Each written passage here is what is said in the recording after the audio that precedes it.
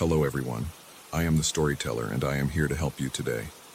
I know you use this video to fall asleep, so before that, like the video and subscribe to the channel. Also, where are you from and what time are you watching? Now get comfortable and relax. I remember the first night I spent in my new apartment as if it were seared into my memory. The unsettling quiet of the corridor outside, the faint hum of the nearby street lamp, and the oppressive weight of the darkness reminded me I was utterly alone. Yet beneath that heavy silence, I sensed something watching me, an unblinking presence lurking just beyond the threshold of my window. From that very first moment, I couldn't shake the feeling that I had walked straight into a place where the normal rules of reality bent and twisted in ways I couldn't fully comprehend. I moved into this ground floor unit because it was close to my workplace. The ad mentioned the convenience of stepping right out into the communal area, with easy access to the parking lot and the courtyard. I had thought it practical. It didn't occur to me that a bedroom window facing a shared walkway might feel more like an open invitation to anyone passing by. On the second day, before I had even unpacked all my boxes, I took a moment to stand at that window. In daylight, it seemed ordinary enough. The shrubbery outside, a small concrete path, and identical windows belonging to apartments that lined both sides of the courtyard. Yet I had an odd sense, even then, that this window would become the center of my unease. My chest tightened slightly as I pictured someone standing just beyond the glass, peering in. For the first few weeks, nothing much happened. I kept a modest routine, coming home before sunset, preparing a simple dinner, and then watching TV or reading until I drifted off. The only real disruption to my calm came from the echo of my own footsteps down the corridor. The hallway lights were always dim, sometimes flickering, and even though I knew I was the only tenant on this end of the building, I felt as though someone else's presence clung to the walls. My heart would speed up whenever I turned the corner to reach my door. I told myself it was just the loneliness of living in a mostly vacant complex. One night, perhaps 2 weeks after I settled in, I was lying in bed when a shape, black against black, caught my eye near the window. I can't say I heard anything, not at first, but I sensed a shift in the night. My breath caught in my throat. Slowly, I rose from bed, my legs feeling stiff. I moved to turn off the bedside lamp, leaving myself in total darkness so I could see outside more clearly. A silhouette, lean and tall, stood there as though pressed against the glass. A wave of cold sweat erupted from my forehead. I told myself it must be a trick of the shadows, perhaps a tree branch swaying. But there was no tree, only that path and the faint outline of the courtyard's fence in the distance. My mind raced. Should I flick the light back on and scare it away? Should I say something? Should I ignore it, hoping it was my imagination? My pulse thundered in my ears. I inched closer, trying to maintain my composure. The shape was undeniably human. The longer I stared, the more distinct it became. My lungs tightened with each breath. Then, as if it could sense me watching, it jerked away from the window, dissolving into the deeper darkness of the corridor. I barely slept that night. My thoughts spun with explanations. Maybe a late-night wanderer from one of the upper floors, someone who had taken a wrong turn, or possibly a homeless person who found the courtyard door ajar. Each rationalization helped me drift off for a short while, though my dreams were plagued by fleeting figures in doorways and tall shadows leaning over me. The next morning, I forced myself to bring it up with the building superintendent, hoping to settle my nerves. He listened to my story, though his expression turned stony. He explained that nobody else lived on my floor, that I was the only occupant in that corridor. I pressed him for details, and he insisted, "I've never rented the other units. It's just you out there." The finality of his words, free of any doubt or amusement, made my stomach churn. My fingers felt cold as I gripped the strap of my work bag. As I walked away, he added that if I ever saw anything suspicious, I should report it. But the look in his eyes told me he didn't think I was imagining things. That night, I made sure to close the curtains tightly before bed. I dragged a small chest of drawers in front of the window, creating a barrier. It was a ridiculous sight, furniture stacked against the glass, but it brought me a little peace. As I tried to fall asleep, I noticed how every creak of the pipes, every shuffle of wind outside, made my pulse accelerate again. I kept envisioning that same silhouette, pressing itself against the window, silently watching. A few days passed, and I began to breathe easier. Perhaps the figure was never more than a random passerby, I thought. Or maybe it was an unwanted intruder who had since moved on. My routine settled back into place. I caught myself glancing over at the window many times a day, though, feeling a prickling itch at the back of my neck. Even in daylight, I would occasionally sense a faint presence just outside my field of vision. As nights went by, peculiar details began to accumulate. I started to notice footprints in the dust outside my window, single isolated prints that were too large to match my own shoe size. They appeared as if someone had stood rooted in place, lingering there for several long minutes, but with no trail leading in or out. The prints seemed to disappear the moment they left that vantage point. Then came the sounds. A light tapping against the glass in the dead of night. The first time it happened, I nearly jumped out of my skin. I thought a twig might be scraping the pane, but there was nothing near my window to produce such a noise. I kept perfectly still, heart pounding so intensely it made my chest ache. When it stopped, an oppressive silence settled in, making my ears strain for any hint that someone was still out there. I could hardly breathe. The tapping resumed after a pause, lighter this time, as though a finger gently tested the surface. Terror seized me, and I felt the warmth drain from my face. My t-shirt clung to my back with sweat, and my breath turned shallow and quick. I willed my body not to move, not to look, as if ignoring it could make it vanish. Eventually, it did. In the morning, I examined the window carefully. The glass felt colder than usual to my touch, almost clammy.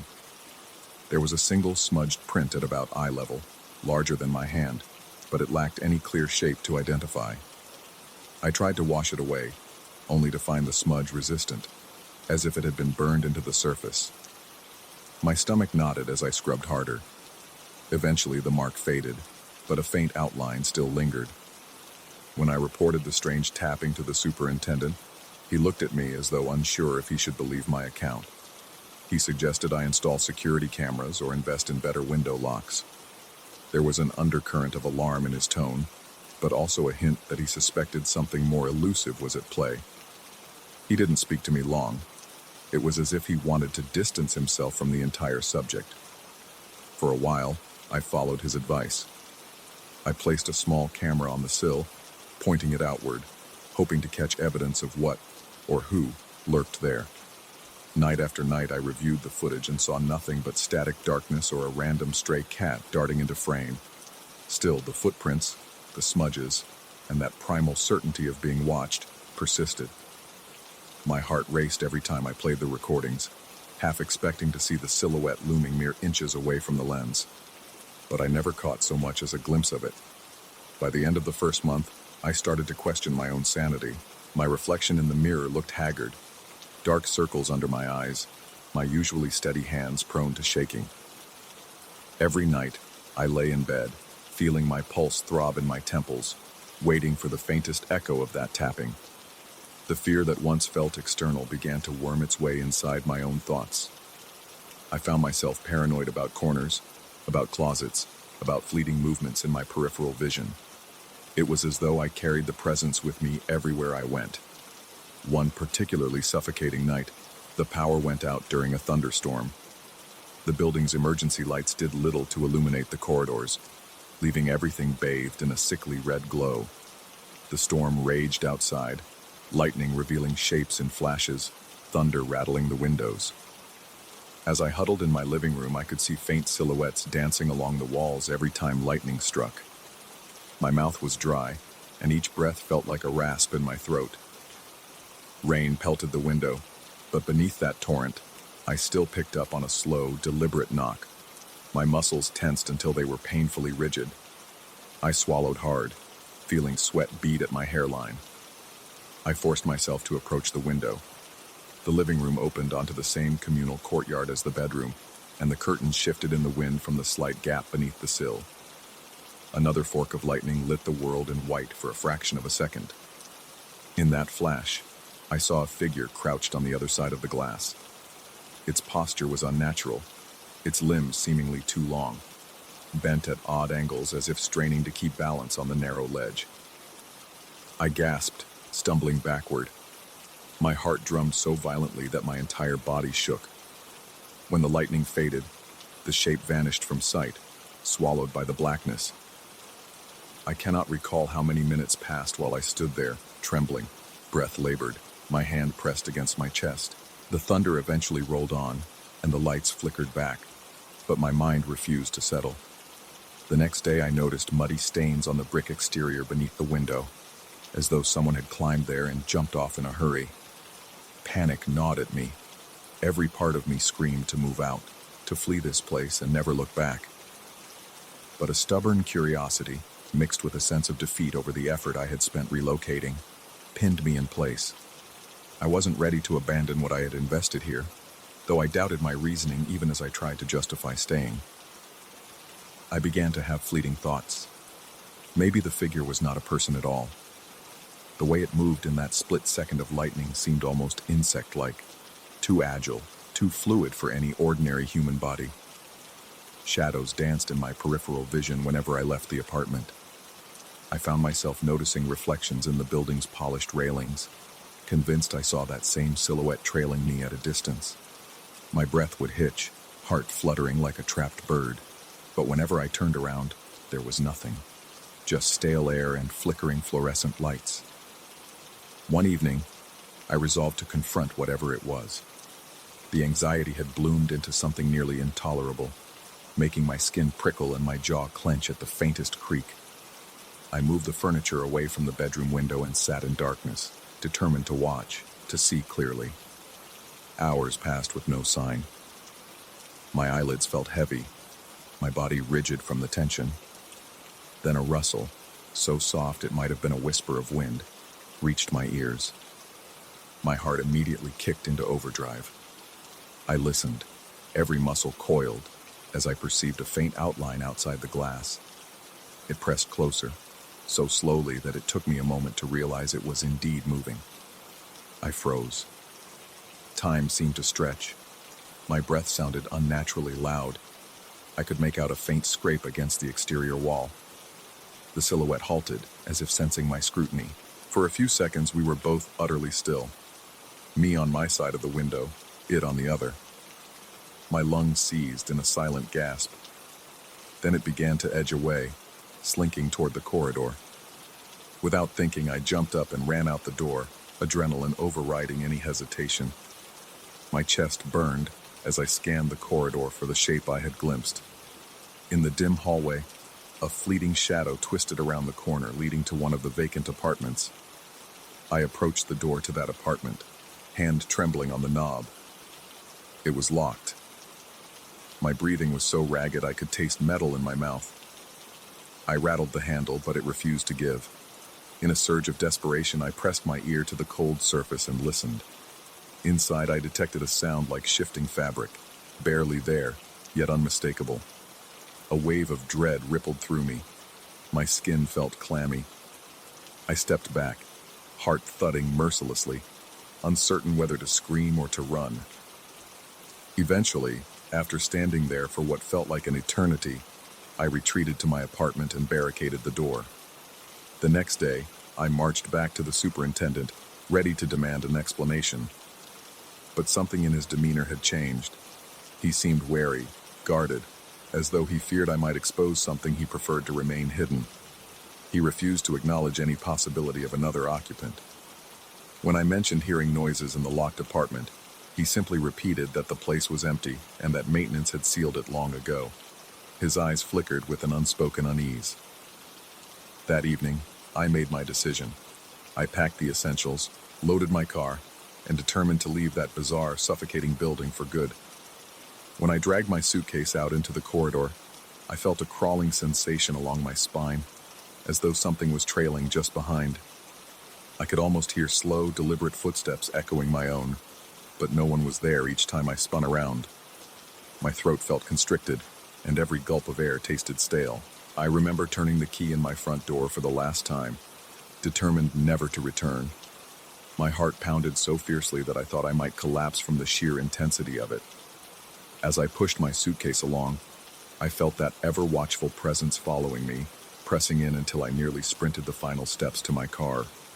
The air seemed thicker, charged with a silent threat. Eventually, I sped out of the parking lot, not once looking in the rearview mirror. Yet, even as I drove away, relief refused to wash over me. My shoulders ached from tension, and my palms were slick with sweat. I became convinced that silhouette, that formless figure, wasn't confined to the building. My eyes flicked to the side mirror more often than I care to admit.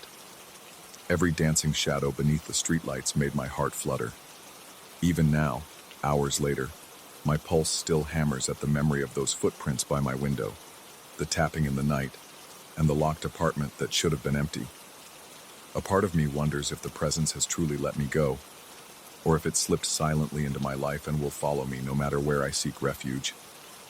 That lingering doubt is perhaps the worst of all, not knowing whether I've left the terror behind or if I've merely opened the door for it to come closer, waiting to reveal itself again when I least expect it.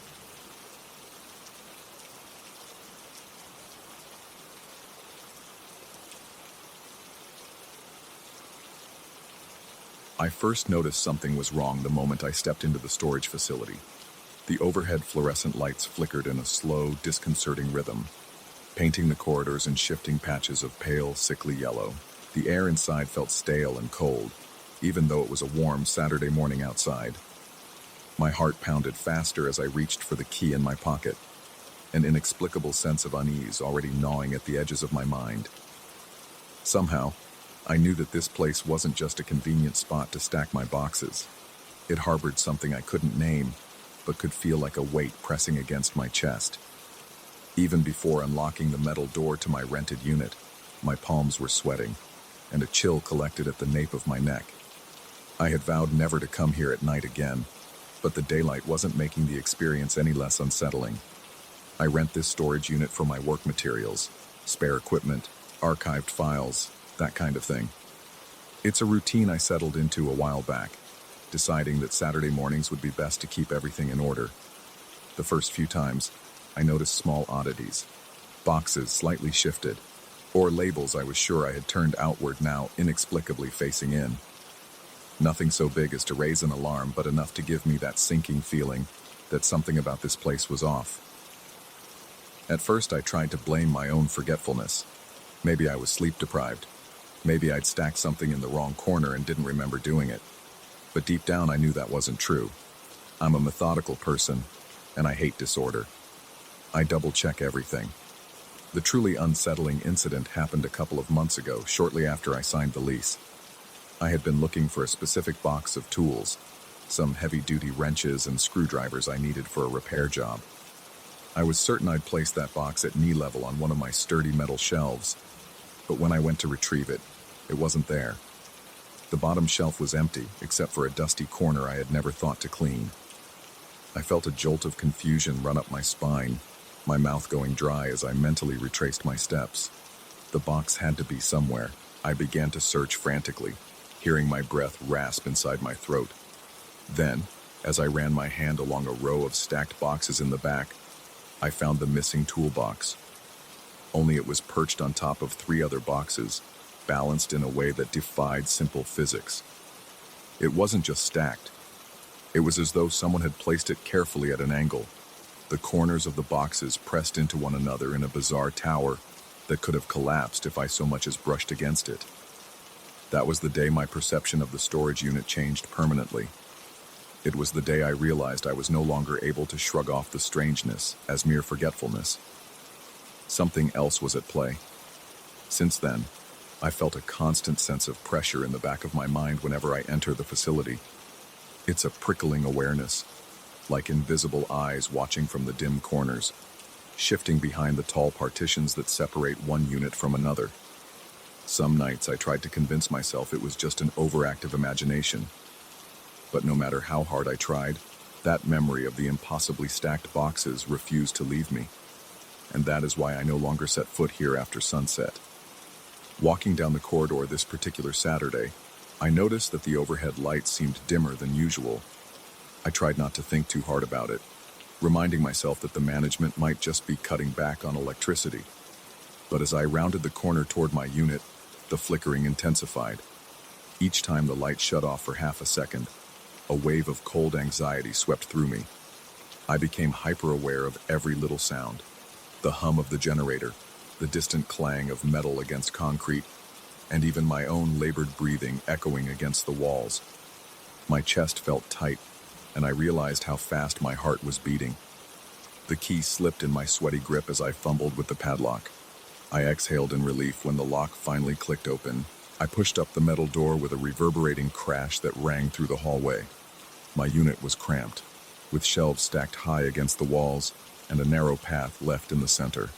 It always smelled musty, like stale cardboard and dust, but this time there was another odor lingering in the air, an acrid tang I couldn't identify. My pulse quickened, and I forced myself to ignore that wave of dread. I told myself I'd do what I came for and get out as quickly as possible. I had a list of tasks for the day: reorganize some older paperwork, label a few new boxes, and maybe sweep the floor if I had time. Straight to business, I told myself. The sooner I finish, the sooner I leave.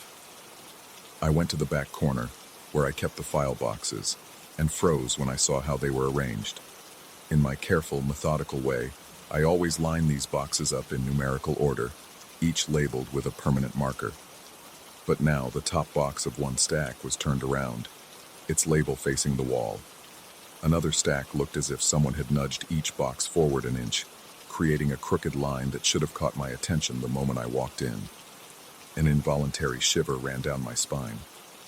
My throat went dry, and I realized I had started breathing through my mouth because my nose was tingling with anxiety. I tried to brush it off again, urging myself to stay rational. Maybe, just maybe, I had done that in a hurry the last time I was here. Maybe I got distracted and forgot to put them back neatly. But an inner voice whispered that I was lying to myself. I knew exactly how I had left those boxes. A scratching noise echoed from somewhere outside my unit. It sounded like metal scraping across a hard surface. Slow, methodical, and too deliberate to be a random sound of the building settling. My heart hammered in my chest, each thud resonating in my ears. I stepped outside the unit and peered down the corridor. The fluorescent lights were still flickering, casting the hallway in intermittent darkness. For a moment I thought I saw a shadow at the far end, but the lights blinked again, and there was nothing but an empty passage. I felt the hair stand up on the back of my neck. My legs were suddenly unsteady, my muscles tensing. The corridor seemed to stretch longer than usual, like a trick of perspective was warping the reality around me. My mind raced with possibilities. Was it another tenant? The maintenance guy? Or perhaps something else. I tried to calm my breathing, inhaling slowly through my nose, but my lungs seemed too tight to hold any real breath. Deciding to focus on my tasks, I hurried back into my unit, shutting the metal door behind me, but leaving it open just enough to catch a glimpse of the corridor. Something about locking myself in completely felt even more terrifying. I reorganized the boxes, trying to drown out the thoughts swirling in my head. With each label I fixed, each stack I neatened, I kept telling myself that rational explanations existed. People misplace things all the time, right? Then another noise rang out, a dull thump from behind the thin metal wall that separated my unit from the next. My stomach tightened, and a bead of cold sweat trickled down my temple. This time it sounded closer, more forceful. I pressed my ear to the metal, listening. Nothing. Just silence and the relentless hum of the flickering lights outside. I felt my breath quiver as I exhaled. Even though the storage units are side by side, the walls are not exactly soundproof. If someone was in the adjacent unit rummaging around, I'd hear it. But that single, jarring thump felt more like a deliberate knock. I decided to quickly finish labeling the last box. My hands trembled so much that my handwriting came out crooked, I felt silly for letting my nerves get the better of me, but the tension in the air was like a physical presence, pressing down on my shoulders, making me want to leave. And that acrid odor was growing stronger, stinging the back of my throat. Once I was done, I told myself I'd check the corridor again, see if anyone was around, and then get the hell out of there if it still felt wrong. I reached for the broom in the corner, figuring I'd do a quick sweep to remove the dust that had gathered. My plan was to keep my mind busy. In that moment, the fluorescent lights surged to a brighter glow, as if someone had flipped a switch. The corridor was suddenly illuminated far more intensely than usual, but only for a brief second. I saw the shadow of a figure pass directly across the narrow opening I had left in my door. My heart nearly stopped. The figure moved too smoothly, too silently. In that fleeting moment, my entire body went rigid. A rush of cold adrenaline flooded my veins, and I felt a tremor work its way from my fingertips to the pit of my stomach. I dropped the broom and lunged for the door, yanking it open the rest of the way. I peered into the corridor, but it was empty again, the lights returning to their anemic flicker. I called out, my voice cracking with tension, but it came out more like a hoarse gasp than a proper shout. No response, only the faint echo of my own voice bouncing down the metal walls. My throat felt like sandpaper, and my heartbeat pounded in my ears so loudly I could barely hear anything else. I decided right then I couldn't stay a moment longer. Rational or not, I had to get out. My chest was heaving with each breath, and my fingers felt numb as I scrambled to gather my belongings. I could reorganize and clean another time, or never. The sense of dread was overwhelming. The stale air in the unit felt suffocating, and that acrid smell made my eyes water slightly. As I was about to slam the metal door shut, I noticed a single box sitting outside my unit that didn't belong to me. It was small, no labels, just dull brown cardboard taped shut. My entire body tensed, and my scalp prickled with goosebumps. I hadn't seen it when I arrived. It was placed right in front of my door, almost as if someone had deliberately left it there for me. A wave of paranoia seized me. Maybe it contained something horrific, or maybe it was empty, just a sadistic trick to fuel my fear. My better judgment told me to walk away, but my curiosity got the better of me. I reached out, my hand shaking uncontrollably, and touched the lid. My palms were slick with cold sweat, and my legs threatened to give out if I stood still too long. Slowly, I picked the box up. It was disturbingly light, as if there was hardly anything inside. My breath caught in my throat as I started to peel back the tape. Just then, the lights down the corridor dimmed in unison, and I heard a scuttling sound like fingernails scraping against concrete. My heart raced so hard that my chest hurt. Abandoning any thought of opening the box, I placed it back on the ground, adrenaline surging through my limbs. Whatever was in there, I decided, was not worth the risk. In a blind rush, I slammed my unit's door, locked it, and walked as fast as my shaky legs could carry me toward the exit. My footsteps echoed loudly, and with each flicker of the lights, I half expected to see a shadow behind me, creeping closer. A sense of imminent danger weighed down on me, compressing my lungs. I tried to keep my gaze fixed forward, but I couldn't resist glancing over my shoulder every few steps. Each time I saw nothing, yet it felt like something was just out of sight, lurking in the corners of my vision. I could barely swallow, my throat clenched with terror. A thin layer of sweat coated my forehead and neck, and my pulse hammered with unrelenting force. When I finally reached the main exit, I hesitated for a second, glancing back down the corridor. The overhead lights flickered in a pattern that almost resembled a pulsing heartbeat. My entire body was shaking, and I had the disorienting feeling that the building itself was alive, watching me, waiting for me to make a final move. I pushed the steel door open with a rattling clang and stepped out into the daylight, gasping as I inhaled the comparatively fresh air. Outside, the morning sun was bright, and the warmth felt oddly unreal. My skin tingled with relief and lingering fear, but at least I was away from that suffocating corridor.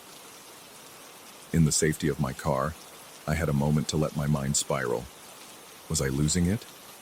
Maybe all those little anomalies were simply accidents, or pranks by some bored person with access. Yet the feeling of being watched had been so vivid. My pulse still hadn't settled, and I could almost feel the presence from inside that building clawing at the edges of my sanity. For days afterward, I refused to go back. Work obligations, however, eventually forced my hand. Deadlines, projects, and the everyday grind demanded I retrieve more supplies, but the dread I felt was almost unbearable. I found myself considering moving all my materials to another facility, though the cost and hassle would be enormous. I also had a creeping suspicion that running from this place might not solve the real problem. Whatever it was that had latched onto me might not be confined by brick walls and a cheap padlock. Now, every time I think about returning, my heart races and my stomach twists in knots. The memory of those shifted boxes and that impossible tower arrangement replays in my mind over and over, reinforcing the conviction that this wasn't merely chance. Something wanted me to see that, to know that logic and reason no longer applied, and that small unmarked box I found outside my unit remains an unsolved riddle. I still don't know what was inside or who left it there, but a part of me is almost grateful I didn't open it. Maybe some mysteries are better left unknown. I'm haunted by the knowledge that I can't avoid that storage unit forever. My work depends on it, and relocating is easier said than done. Each Saturday, I wrestle with the decision, to go or not to go. Lately, I've managed to push my visits to mid-morning or early afternoon, never lingering too long. And once dusk approaches, I'm out of there, no questions asked.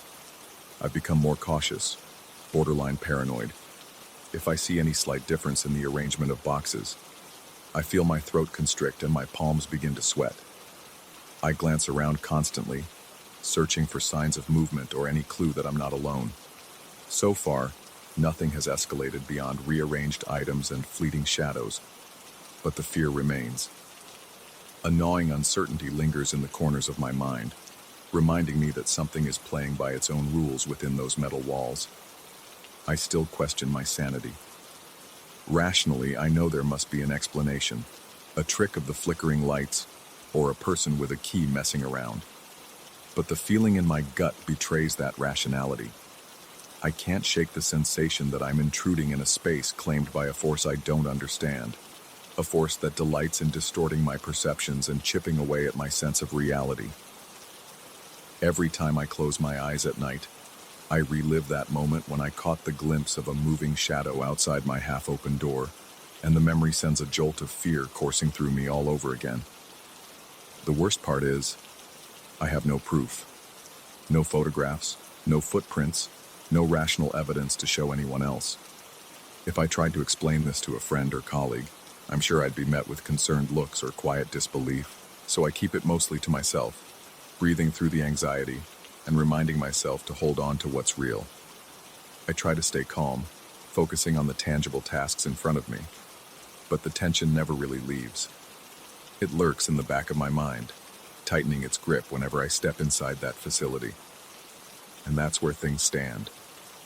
No matter how diligently I straighten up the shelves, label the boxes, or lock up at the end of the day, there's always a piece of me left behind, an echo of my own fear in the dimly lit corridor.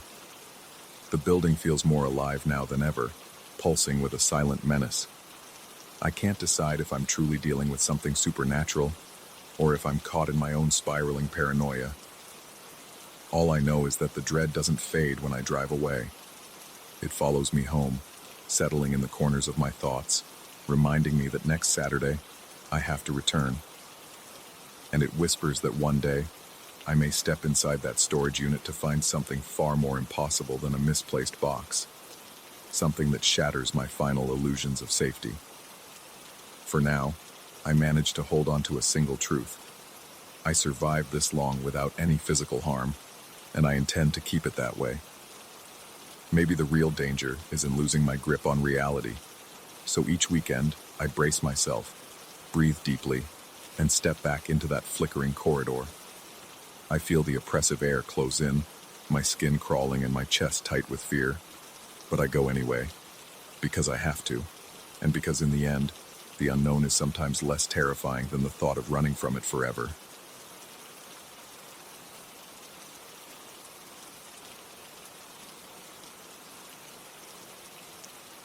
I remember the darkness pressing in on me like a heavy curtain the moment I arrived at the commercial building. My heart was pounding before I even realized I had placed a shaky hand on the doorknob. The corridor lights flickered, leaving thin ribbons of shadow dancing across the walls. Something felt wrong, profoundly wrong. I had no rational explanation for it, but my body reacted as if there were invisible hands gripping my shoulders, warning me not to go any further. I work as a freelancer and often borrow this office space from a friend. The arrangement began simply.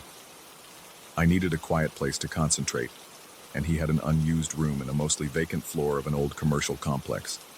At first, it seemed perfect. No interruptions, no distractions. I could focus on projects without the usual commotion of a busy shared office or a coffee shop. Yet, that morning, long before sunrise, I realized how unnerving that same quiet could become when drenched in pre-dawn darkness. I stood in the hallway, the fluorescent tubes overhead buzzing like distant wasps. My keys felt ice-cold in my hand as I tried to fit the correct one into the lock.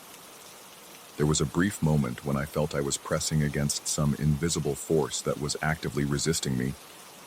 My breathing went shallow, sweat prickled the back of my neck. The attempt to unlock the door felt almost obscene, as though I was about to trespass into a forbidden place. It was an irrational fear, I kept telling myself. But the sensation was so intense that I stopped. I just stood there, trapped between the urge to do my work and the overpowering dread that whispered, in no uncertain terms, that I shouldn't step inside. Time slowed. Each breath sounded like a gasp in my own ears. My chest was tight, and my thoughts were scrambled. A chill ran down my spine, and I found my hand trembling so violently I could hardly hold on to my keys. I froze, waiting for the sun to rise.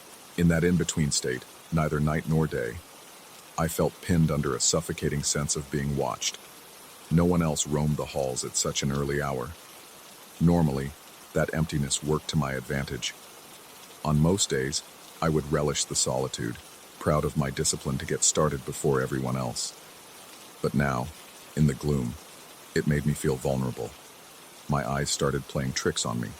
Shadows along the corridor seemed to shift when I wasn't looking directly at them.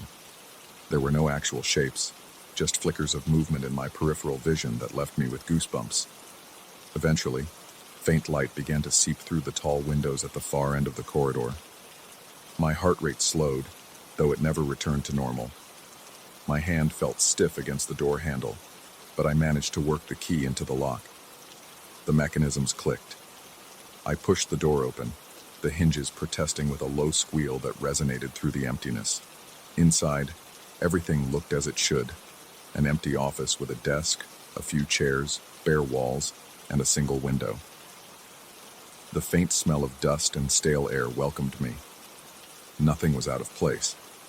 My friend had told me before that the building's caretaker rarely came up here, which explained the lingering mustiness. With the overhead lights turned on, I expected my anxiety to fade. It didn't. Instead, I found myself glancing over my shoulder every few seconds, convinced there was some dark shape in my blind spot. The routine of powering up my laptop and laying out my project notes offered little comfort. My pulse still thundered in my ears, and I couldn't rid myself of the sensation that I was being observed. Even the chair I sat on felt oddly uncomfortable, its cushion suddenly lumpy and cold, as though I were perched on something alive. When I tried to brush off the feeling, I found my hands clammy, my mouth dry. The entire room seemed to pulse with an undercurrent of tension. I tried to focus on my work, ignoring the flickering light overhead. This building had a reputation for sporadic electrical issues. Normally, I'd hardly notice. But that day, every flutter of the fluorescent bulb felt like a burst of static in my mind. There was also a constant tapping that I couldn't place, perhaps the old pipes or the wind. Yet it sounded too rhythmic, like a deliberate sequence of knocks. My nerve endings went on high alert, and my skin felt tight and hot despite the chill in the room. I sat there, telling myself I was imagining things. My friend had mentioned that the building was old and occasionally creaked in the wind. He had also joked that if I ever felt uneasy, it was just the ghosts of old tenants messing around. At the time, I had shrugged off his words as harmless teasing. but now I regretted letting that thought linger in my mind. The notion that there might be something intangible yet real in those walls started to grow in my head, feeding my unease with every odd noise or flicker of movement. I got up to examine the hallway, half expecting to see someone lurking outside. The corridor was empty, but the gloom made the far end look like a gaping tunnel. The overhead lights there were dim, humming like an electric lullaby. I could almost convince myself that the darkness was breathing. My palms were damp as I stepped back into the office. The door rattled slightly in its frame when I closed it again, as though the entire floor shuddered. Determined to push through, I resumed my seat and booted up some design software. The flickering lights made it hard to read the screen. The images blurred and I had to rub my eyes repeatedly, only to find them stinging as if I had walked into a cloud of dust or smoke. My head started to ache, and a dull pressure built behind my temples. The constant tapping, tap, tap, tap, reverberated through my skull. I tried playing music through my headphones, but that only heightened my paranoia, as if I were deliberately rendering myself unable to hear something creeping up behind me. A draft of cold air snaked across the back of my neck. I turned so fast that I nearly toppled my chair. There was nothing there, just the empty office with the single window sealed shut. Yet the cold sensation remained, like the ghost of a human breath. It made my skin crawl. My heartbeat spiked again, and I realized I was breathing too hard, chest rising and falling with shallow, ragged gulps of air. By mid-morning, the sunlight began streaming through the window. I should have felt safer with the warmth outside, but the bright rays only served to underscore how stale and stagnant the air felt indoors. Dust motes glinted in the shaft of light, swirling in slow motion, forming brief shapes that disappeared if I stared too intently. My mind kept creating patterns, twisted faces or elongated limbs within those random specks, illusions that vanished the moment I tried to focus. The more I tried to work, the more my concentration shattered. Every slight shift in the office's atmosphere felt loaded with menace. The radiator hissed like a living thing. The walls appeared faintly discolored in certain spots, as though something behind the paint was seeping through. My laptop screen flickered, not from a technical glitch but from my own exhaustion and anxiety. I blinked hard, forcing myself to stay grounded, to remind myself there was no real threat, just an overactive imagination triggered by an early morning scare. But logic didn't help when the overhead lights dimmed for a few seconds, plunging me into a near darkness that made my heart pound so hard I felt it might tear through my chest. In that moment, I heard it again, the tapping, but louder this time, more insistent.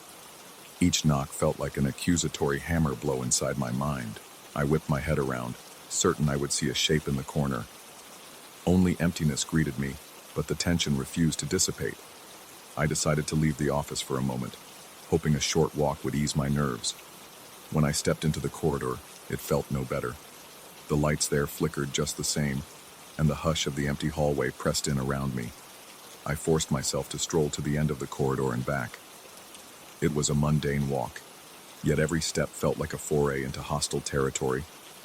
My skin prickled, hair standing on end, as if I were an intruder being tracked by something unseen.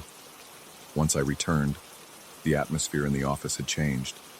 Or maybe it was just my imagination deteriorating further. The air felt denser, and the corners of the room seemed darker than they should have been, even with the overhead light on. I kept sensing subtle shifts in the shadows, as though they were inching closer every time I blinked. My heart hammered with renewed urgency, my stomach twisting into knots. The tapping was replaced by a faint scratching noise that sounded like it was coming from inside the walls. I glanced at the clock on my laptop. The day wasn't even half over, but it felt like I had been trapped there for an eternity. My head throbbed with a dull pain, and my eyes stung as though I'd been staring at the screen for days. Sweat clung to my shirt, and no matter how many times I adjusted the thermostat, I could find no relief from the clammy chill. What frightened me the most was a subtle sense that the room was shrinking. My vision blurred for half a second, and the walls seemed closer. The corners felt more acute, as though they were folding in on themselves. I tried to shake off the feeling, telling myself it was just some bizarre reaction to stress. but reason held little power over the dread that gripped me. Around noon, I realized I had done almost no work. My arms felt heavy, and I had to fight the urge to just leave everything and run. Yet a stubborn part of me refused to give in. I kept thinking I would become enslaved by that fear if I walked out. But my body had a different opinion. My hands trembled so violently when I reached for my water bottle that I nearly dropped it. My lips were parched, and swallowing felt like forcing down shards of glass. I tried to recall something my friend once mentioned about the building's old architecture. He had said it was known for its thick walls that kept the offices quiet, ideal for confidential work or total concentration. Now it felt more like a fortress designed to keep me sealed inside. My mind raced with thoughts of what might lie behind those walls, a network of hidden passages, or an ancient ventilation system crawling with unseen life. The more I dwelled on these thoughts, the more convinced I became that I heard faint movements in the ductwork, a slithering presence that never emerged, but never fully left. Midway through the afternoon, the lights flickered off again, just for a heartbeat. That moment of darkness was enough to send a jolt of panic through my entire body. When they came back on, I noticed the door was slightly ajar, though I was certain I had closed it tightly. The corridor outside was silent, but I couldn't shake the feeling that something had slipped into the office while I was momentarily blinded. I checked the corners, the closet, even the small adjoining bathroom. Nothing. But the sense of intrusion lingered. My eyes darted around, adrenaline making every nerve hyper-alert. The fluorescent buzz overhead seemed louder than ever, like a swarm of insects nesting in the ceiling. My throat was dry, and the simple act of blinking felt laborious. By late afternoon, I knew I had to leave. The day had devolved into a nerve-wracking vigil, with me jumping at every small noise and fleeting shadow. My gut churned with an urgent need to get out, to escape whatever intangible threat haunted this space. But a stubborn curiosity held me back for one last moment. I wanted some sign, some proof of what I was experiencing. If there was something genuine in that office, some presence, I felt compelled to confront it, or at least acknowledge it. I stood in the center of the room, letting my own fear surge through me. My heart hammered as if it might burst, and my breath came in ragged bursts. I scanned the bare walls, the dusty corners, the single window with nothing but an empty street outside. Then I noticed the farthest corner seemed darker than the rest, as though a deeper shadow clung to it. My pulse pounded in my ears.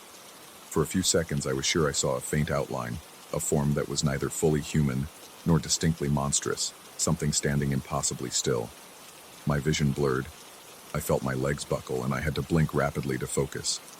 When I looked again, the shape was gone. Yet I couldn't pretend it was a trick of the light. The heaviness in the air was too real, the sense of hostility too palpable. My throat tightened to the point of pain, and a tremor went through my entire body. My eyes watered, and I gasped for breath. The tapping had ceased, replaced by a silence so total that it pressed against my eardrums. I grabbed my belongings in a frenzy, nearly dropping my laptop in my haste. I fled into the corridor, not caring anymore about appearances or rational explanations. My footsteps echoed off the walls as I made my way to the elevator.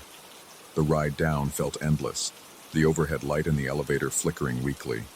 My reflection in the brushed metal doors looked pallid and hollow-eyed, as if I had aged decades in a single day. Once I reached the street, the setting sun felt like a lifeline. The world outside was bustling with cars and people leaving work. Unaware of the smothering terror I had endured all day, I realized I was shaking uncontrollably, my breath still catching in my throat. I managed to steady myself enough to hail a ride, refusing to look back at the building's facade. Even though I was outside, I couldn't dispel the feeling that those windows were staring down at me, like vacant eyes tracking my departure. That night, I couldn't sleep. Every time I closed my eyes, I felt I was back in that office, hearing the persistent tapping, sensing the intangible presence in the corner. My friend later asked about how my day went, and I described my unease in vague terms. He said he had never experienced anything like that in the room. I almost told him about the shape I saw, about the door that opened itself in the dark, but I stopped short. Part of me questioned my own sanity. Another part of me feared giving voice to the experience, worried it would make it more real. The truth is, I can't be sure if what I encountered was something paranormal, or just my mind pushed to its limit by exhaustion. What I do know is that the sense of dread I felt was unlike anything I've experienced before, or since. It wasn't simply a bad feeling. It was as though the office itself didn't want me there, as if I had trespassed on something's domain. Even now, when I think about that morning and the long hours that followed, I feel a chill ripple across my skin. The rational part of me insists it was nothing, that I just had a stress-induced hallucination or a severe anxiety episode. But another part, the one that still jerks awake at night drenched in sweat, believes that room harbors something beyond explanation, something that watched me, teased me with flickers in the corner of my eye, and silently delighted in my fear. Perhaps it's always there, waiting in that stale darkness, ready to greet the next unsuspecting soul who arrives before the sun comes up. I haven't been back to that office alone since that day. My friend thinks I'm just being dramatic. He shrugs off my unease as a quirk of a tired mind. And maybe he's right. Maybe it was all in my head. Yet the mere thought of turning the key in that lock again still makes my heart race. I can't forget the pounding in my ears or that creeping dread that warned me, in no uncertain terms, to stay away. The memory remains raw, a scar in my consciousness. Whenever I recall it, I feel the same electric current of fear coursing through me, as if the office's hidden occupant is still calling out, reminding me of that morning when I stood at the threshold, paralyzed by a terror I can't explain. I may never have a definitive answer about what happened, but the experience left me with an unshakable conviction. Sometimes, a place can exude an unwelcoming presence that is both deeply personal and profoundly malevolent. Sometimes, no matter how much logic we apply, dread is its own proof of something we cannot name. And maybe, just maybe, it's best to heed its warning.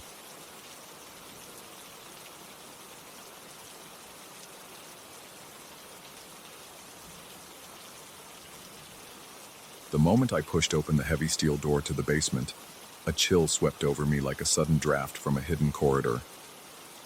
I had been down there many times before, always with the intention of grabbing some old boxes or checking on the water meters.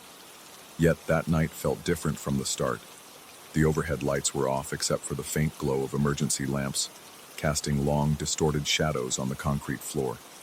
The entire space smelled faintly of damp cement, and the sound of my own breathing seemed to echo unnaturally. There was a pressure in the air, a heaviness that pressed against my chest. It was as if the basement itself were holding its breath, waiting for something. I remember pausing on the top step and considering whether to turn back. But pride and necessity pushed me forward. I had things to collect, and I told myself it would only take a moment. I kept the door propped open with a piece of wood, hoping to let in some of the weak illumination from the corridor behind me. It barely helped. The basement stretched out with multiple storage rooms and corners that disappeared into the gloom. My heart thumped in my ears each time I passed under one of the flickering emergency lights, afraid it might go out altogether and leave me in near total darkness. I reminded myself that this was just the building's sub-level, nothing more. People came here routinely to store old furniture or check the water meters. Still, something about the silence felt unnatural, too thick, too deliberate.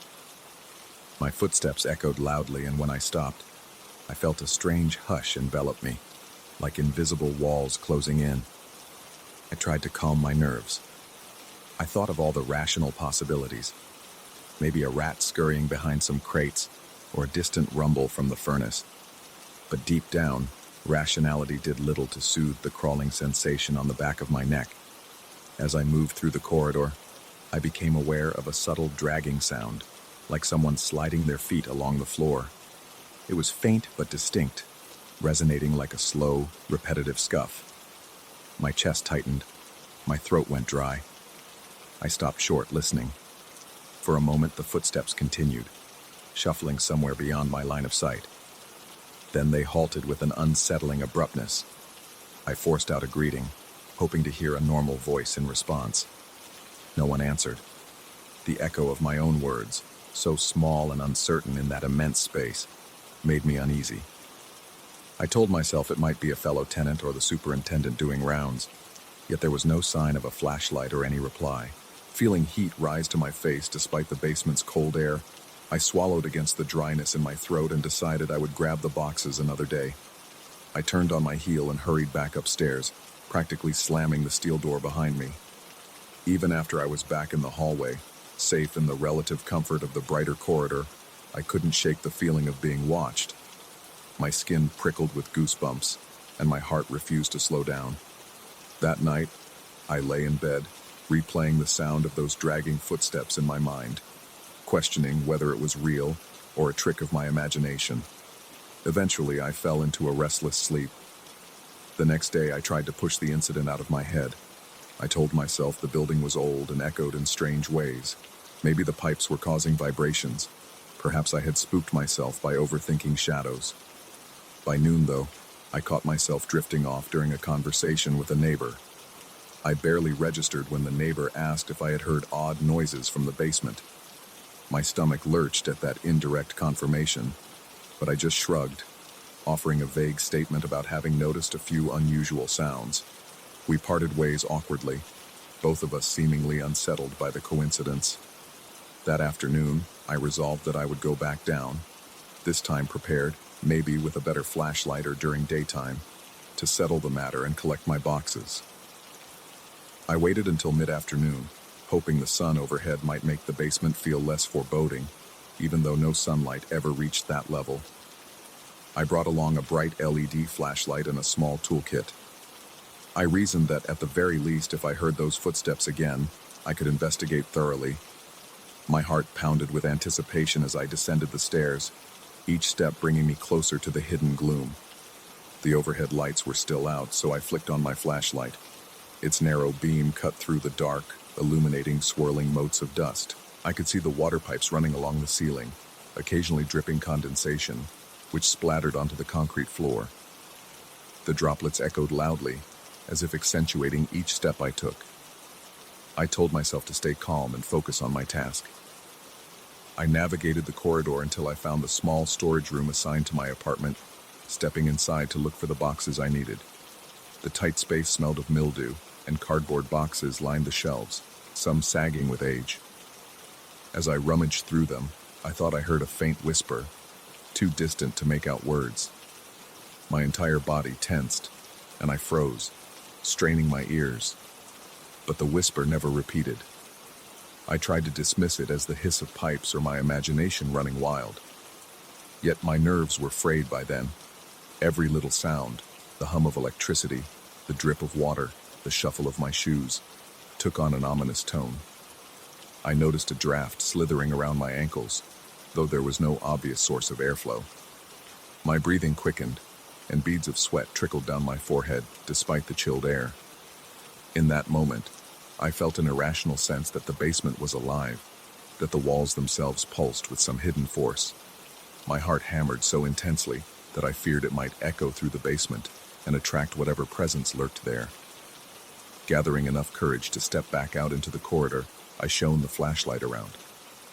The beam revealed old cables coiled along the walls, thick pipes overhead, and the scuffed concrete floor.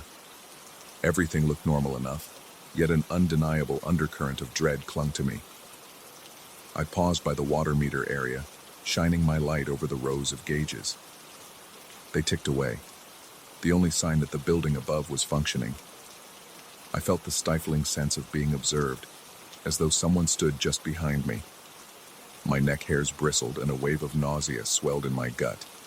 When I whipped around, flashlight in hand, the corridor was empty. I tried to recall if anyone had ever mentioned odd stories about the building. All I knew was that it was old, built decades ago, and that some tenants said the basement was prone to dampness and flickering lights. But I couldn't recall any accounts of hauntings or supernatural events. My rational mind insisted there was a simple explanation for what I was experiencing. Yet, logic felt powerless against the suffocating sense of dread washing over me. I thought I saw a shadow move at the far end of the hallway, but when I pointed the flashlight there, it was gone. My pulse quickened, and my eyes stung from not blinking enough. Every muscle in my body screamed for me to turn back upstairs. For a moment, I closed my eyes and forced myself to breathe slowly. I told myself that if I lost my composure, I would start seeing shapes in every corner, which might drive me to panic. Summoning what little courage remained, I made my way deeper, searching for any sign of footprints or fresh drag marks on the dusty floor. If someone had been down there, I reasoned, I might find evidence of their passage, but the floor looked mostly untouched, aside from a thin layer of dust. Still, the feeling of not being alone remained. At some point, I noticed a door at the very end of the corridor, a door I'd never really paid much attention to before. It looked older than the others, made of dark wood, with chipped paint. A corroded metal sign hung crookedly, unreadable from a distance. Something about it captivated me, like a magnet pulling me closer against my better judgment. I approached slowly, the soft glare of the flashlight revealing cracks in the wood. The handle was rusted, and a musty odor seeped from the gap at the bottom of the door. A wave of dread rolled through me. My breath grew shallow, and my palms felt clammy around the flashlight. My heart rattled in my ribcage as I wrestled with the impulse to try the handle. A small voice in my head told me to leave it alone. It wasn't my business. I should collect my boxes and go. Yet my body acted of its own accord, my hand reaching forward.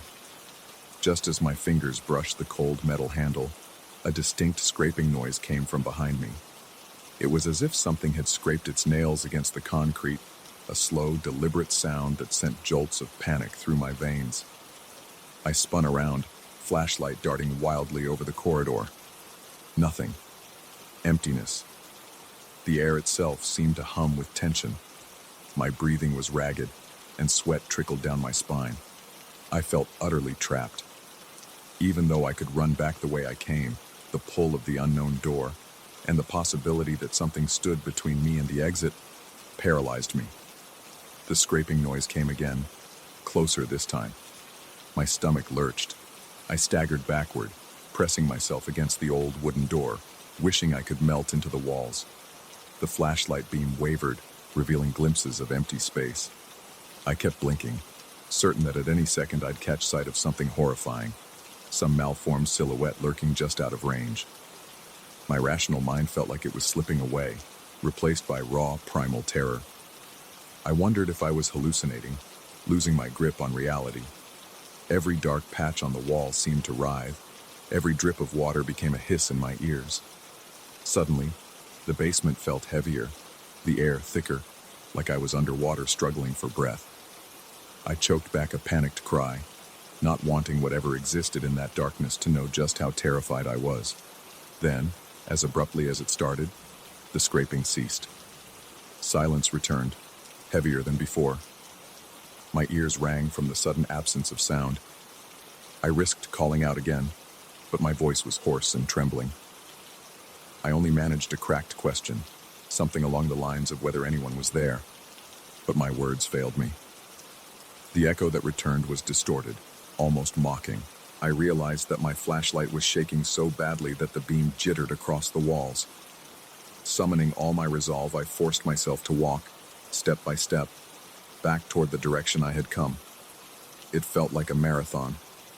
Each footfall sounded deafening, and I was sure something would grab me from behind. The corridor felt longer than before, stretching impossibly. My chest tightened with each breath, and I could taste adrenaline on my tongue, a metallic tang that made me feel sick. I clung to the idea that if I just kept moving, eventually I'd see the faint outline of the propped open door leading to the staircase. When I finally reached the bottom of the stairs, I realized that at some point my piece of wood had slipped away from the door I'd left ajar, leaving it nearly closed. Only a sliver of light shone through. My hand shook as I inched it open. I couldn't fathom how it had moved on its own, and part of me was too terrified to consider the possibilities. With a final burst of adrenaline, I raced up the steps, each stride fueled by raw fear. My lungs burned, and my legs ached. I burst out into the corridor above, the door slamming shut behind me with a metallic clang. Leaning against the wall, I tried to catch my breath. A wave of relief washed over me, but it was immediately followed by lingering dread. I felt exposed, vulnerable. Even though I was now in a lit hallway, I couldn't shake the sense that something from the basement might still be watching me. My heartbeat thundered in my ears, and my shirt clung to my sweat-drenched body. I glanced back at the door, half expecting it to fly open, revealing some impossible figure from the depths. It stayed closed, silent and imposing. I trudged to my apartment, each step a labor. Once inside, I locked the door, slid the chain, and pressed my back against the wood, staring at the empty living room. The lights seemed too bright, too normal, so at odds with the claustrophobic darkness I had just escaped. My hands were clammy, and my breath came in short bursts. My reflection in the hallway mirror looked pale and drawn, eyes wide and frantic. For a split second, I thought I glimpsed a dark smudge behind me in the mirror's reflection, but when I whipped around, there was nothing. Paranoia and exhaustion had clearly taken hold. That night, I hardly slept. Every creak and groan of the old building sounded amplified. I kept seeing the door at the end of the basement corridor in my mind's eye, replaying the scraping noise and the sudden stops of those dragging footsteps. Each time I tried to rationalize, my thoughts betrayed me, conjuring images of shapes that defied explanation. I wondered if I was truly losing my grasp on reality. Every muscle remained tense, ready to leap into action at the faintest disturbance. In the darkness of my bedroom, my heart pounded so hard that I feared it might never slow again. In the days that followed, I considered talking to the building superintendent about the lights, the strange sounds, and that decrepit door. But every time I thought of bringing it up, I felt a suffocating anxiety. What if the superintendent already knew something but didn't want to discuss it? What if confronting the truth only deepened the mystery? Part of me ached for answers, while the rest cowered at the idea of going back down there. I never did retrieve the boxes. Whatever remained in the basement, it could stay there. Each time I approached the elevator or passed the entrance to the stairwell, an involuntary shiver coursed through my body. My palms would start sweating, and a wave of nausea would roll through me. It got to the point where even walking past the basement door made my mouth go dry and my pulse spike. The sense of being watched was always lingering in the back of my mind. I'd catch my own shadow in peripheral vision and nearly jump out of my skin.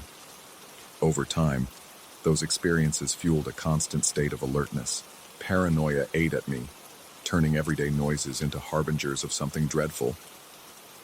The elevator cables humming, the plumbing rattling, the wind whistling through the old windows. All of it contributed to a mounting tension. I refused to go down to the basement alone again, and I offered no explanations to anyone. If neighbors mentioned hearing strange things, I nodded politely, but kept my encounters to myself. There was no point risking being labeled as the guy with bizarre basement stories. Eventually, the nightmares began. Dreams of corridors lit by flickering bulbs, doors that led nowhere, and footsteps echoing in infinite halls. I'd wake up in a cold sweat, my heart hammering so hard I had to remind myself I was in my own bed. On more than one occasion, I jolted awake convinced I heard that scraping noise just outside my door. But each time, the apartment was silent, and I was left with the dying echoes of my own screams in my ears. To this day, the memories linger. The tension never fully left me, and sometimes in the dead of night, I think I sense movement in the hallway, an almost imperceptible shuffle that fades into silence the moment I focus on it. Whenever a neighbor or friend casually brings up the basement, I feel a rush of queasiness. Although I managed to pull myself out of that dark underground, I'm not entirely sure I escaped. Part of me remains there, trapped in the uncertainty, haunted by those dragging footsteps and the unseen presence lurking in the gloom. Perhaps what terrifies me most is the idea that nothing about the basement has changed. The door with its flaking paint and rusted handle probably still stands at the end of that corridor, half forgotten yet ever present. The emergency lights still flicker, and the air is likely as stale as ever. Anyone could walk down there, unprepared for what they might encounter. And maybe that presence, or my memory of it, just waits patiently for the next curious soul Who dares to listen too closely to the silence? I keep my distance, clinging to the shaky comfort of floors bathed in normal light. Some nights, I think about moving away, but the unsettling knowledge remains. You can flee from a place, but you can't always outrun what you've seen. That image of the basement corridor is etched into my mind, a looming reminder that sometimes the worst horrors are the ones that do not reveal themselves completely, that remain poised just beyond sight, feeding on fear and unanswered questions. I never found out who or what caused those slow, dragging footsteps. I never discovered the source of that scraping noise, and I never opened that old door at the end of the hallway. But the not knowing, the endless possibilities, is a form of torment that lingers. Even now, I can't decide if I'm relieved or terrified that I got out. All I know is that something was there, something that defied my senses and left a permanent mark on my mind. And that alone is enough to make me think twice before ever setting foot in that basement again.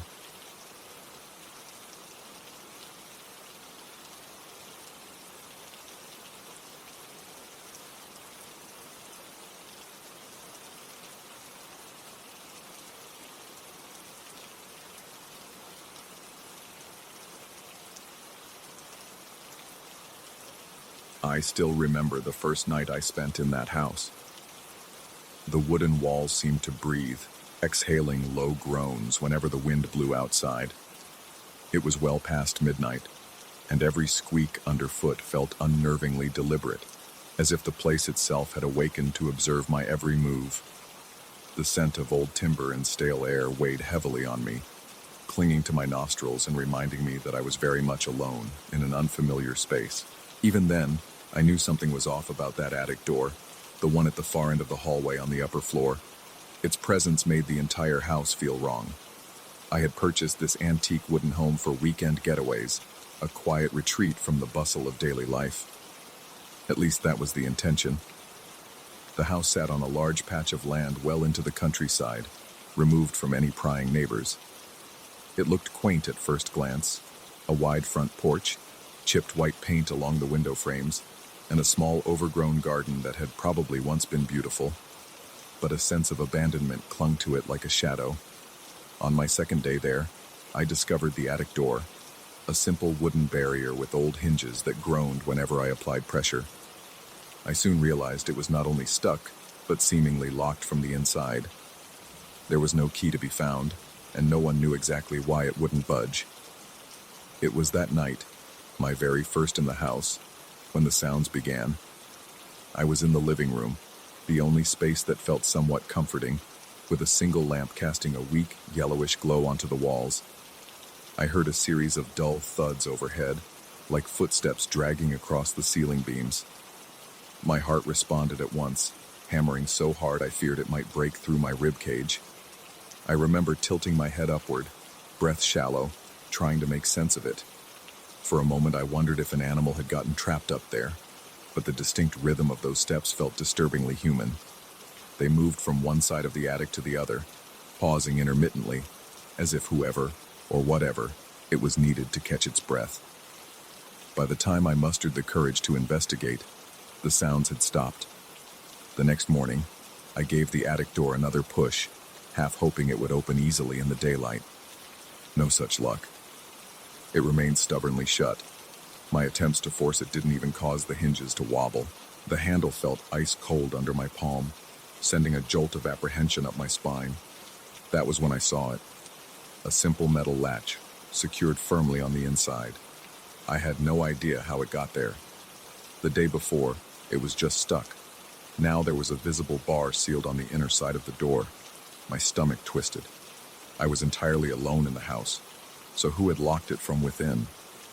Determined not to let my imagination run wild, I started making excuses for this unsettling change.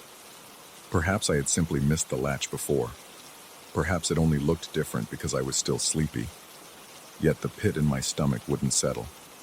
I spent that day trying to keep myself busy, unpacking boxes, dusting the furniture, and mopping the kitchen floor.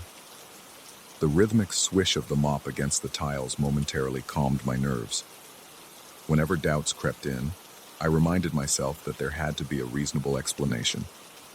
I recalled speaking with a local handyman who had helped me with some basic repairs when I first bought the house. He had mentioned in a casual tone that the attic was rarely used by the previous owner. The man had supposedly stored a few old trunks and forgotten them. He hinted that the old occupant never felt comfortable in that area, though he didn't elaborate why. At the time, I laughed it off as typical small-town superstition. Now, though, my heart rate would spike each time I thought about that locked door. That evening, as dusk settled and the house was bathed in dim, fading light, I tried to relax in the living room again.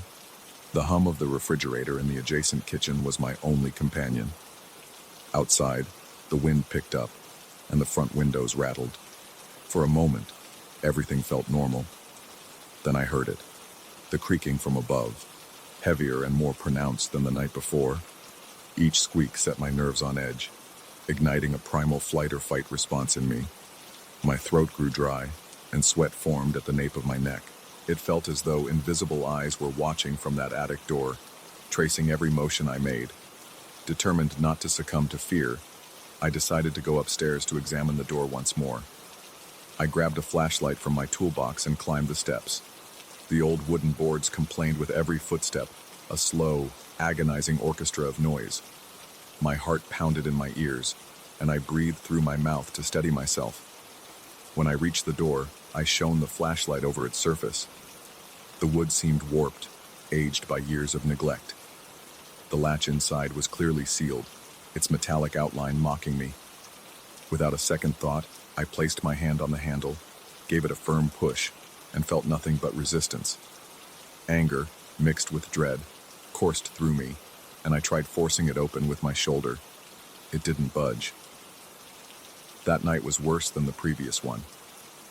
Every time I closed my eyes, I heard sounds. Slow, dragging footsteps across the attic floor, sometimes accompanied by soft scraping as if a heavy object was being pulled around. My mind conjured images of someone pacing back and forth, or an entity prowling in the dark. At one point, I jumped out of bed, certain I heard the latch rattling. The sweat had soaked through my shirt, and I felt cold in the damp night air. Yet when I stood there, trembling at the base of the attic steps, the house was deathly silent. My reflection in a hallway mirror revealed wide, bloodshot eyes and a pale face. Was I losing grip on reality? The following morning brought more confusion. Throughout the house, certain items were subtly out of place. A cup I had left in the sink was now on the kitchen table. A chair in the living room was slightly turned, facing the corner instead of the sofa. The living room curtains were partly closed, though I distinctly remembered tying them back. These were small details, but they piled up, feeding my paranoia. My heart raced when I pictured someone creeping through the house while I slept, methodically moving objects.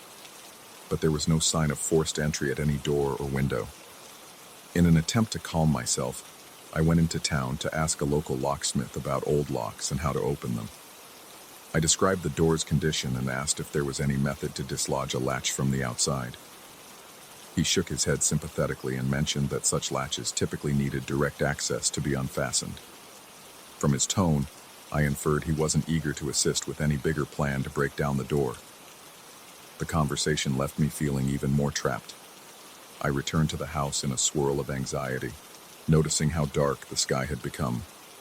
Storm clouds threatened, and an uneasy tension filled the air, both outside and within. That night, the atmosphere inside the house felt suffocating. I made sure every window was locked, every door bolted. Deep down, I knew it was absurd. If there was something inside the attic, it was already within the house. As I lay in bed, I listened intently for any signs. For an hour, it was quiet aside from my own restless shuffling beneath the blankets. Then, faintly at first, came that familiar creak. My pulse began to soar.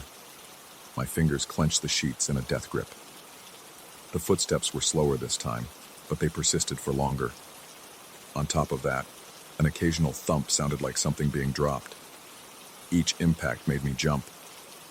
A chill ran down my spine when I heard a definite metallic scraping, as if a nail or hook were being dragged against the attic floor. I felt lightheaded, struggling to regulate my breathing. My skin prickled with goosebumps, and a cold sweat slicked my forehead.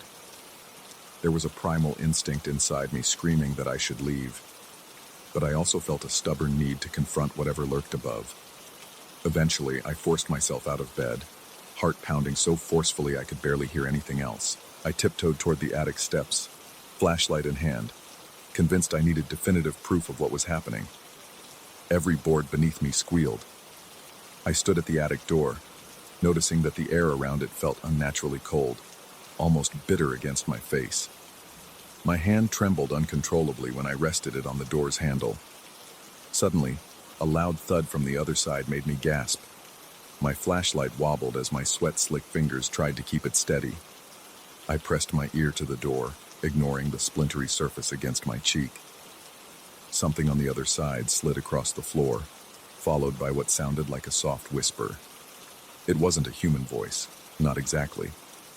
It was more like an exhalation of wind that carried a pattern. In those few seconds, my mind teetered on the edge of panic and curiosity.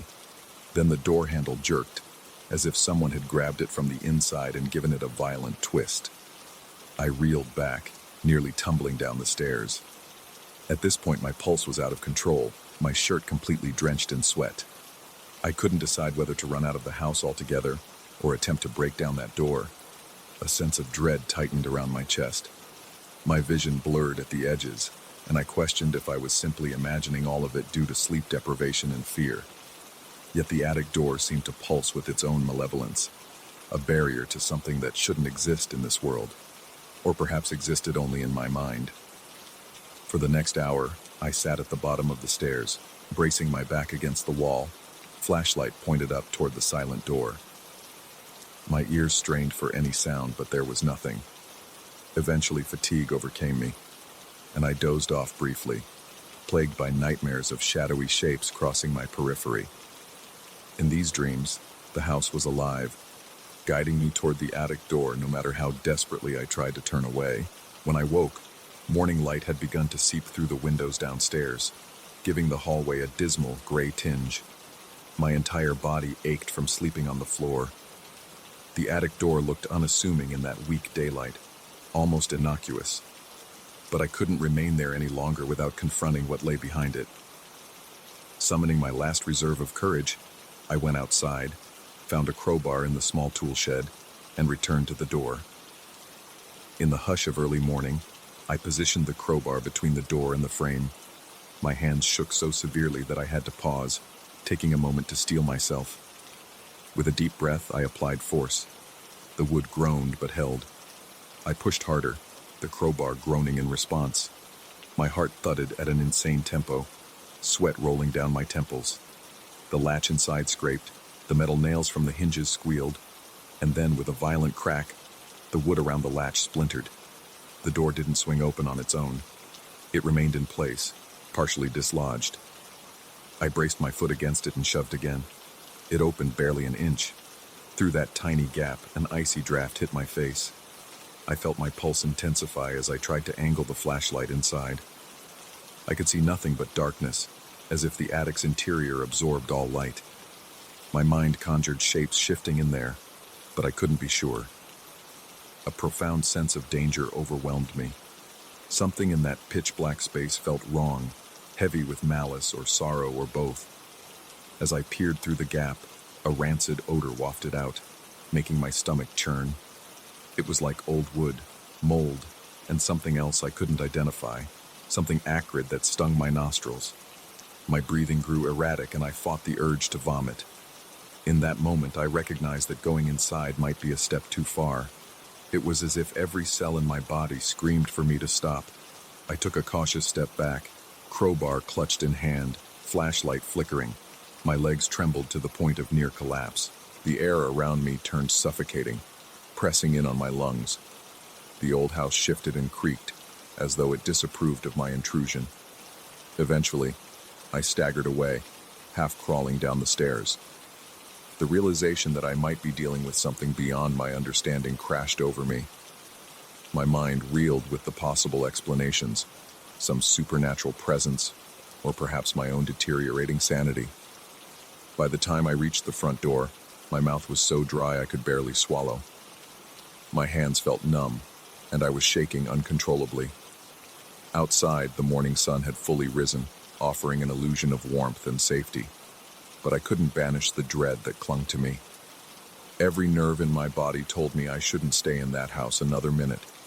And yet, a part of me hesitated to leave it altogether, as if running away would mean conceding defeat to whatever lurked in that attic. For a few agonizing moments, I stood on the porch, staring at the shape of the house in the early light. The windows looked hollow, and the wooden boards seemed to sag under a weight I couldn't see. In the end, I decided to go.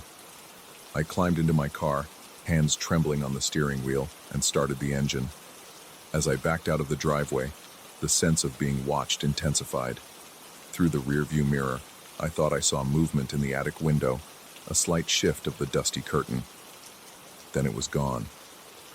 My heart thundered in my chest and sweat trickled down my back. I drove away, the engine's roar drowning out my racing thoughts. Miles later, my breathing began to even out. Yet even at a safe distance, I couldn't escape the unsettling certainty that the house was waiting for me, that attic door still ajar, beckoning. Had I merely unleashed something by forcing it open? Or had I stepped back from the brink of madness just in time? To this day, I can't say for sure whether the presence in the attic was a tangible entity or the manifestation of my own unraveling psyche, but I do know that when night falls and my thoughts drift toward that house, I feel my pulse quicken, my skin grow clammy, and a suffocating dread creeps up my spine. Part of me wants to go back, to see it through, to understand. Another part of me is convinced that doing so would risk whatever remains of my sanity. Maybe some doors are best left closed, and sometimes what we don't know can't hurt us, until it does. I still wonder, late at night when the world is quiet, if something lingers in that attic, pacing in the darkness, waiting for my inevitable return. The memory alone keeps me awake, listening to every creak and moan in my current home, wondering if I've truly escaped, or if the haunting has followed me in my mind. In the quiet moments just before sleep, I can still hear those footsteps above me, slow and deliberate, reminding me that there are secrets best left sealed behind locked doors, and nightmares that refuse to stay contained.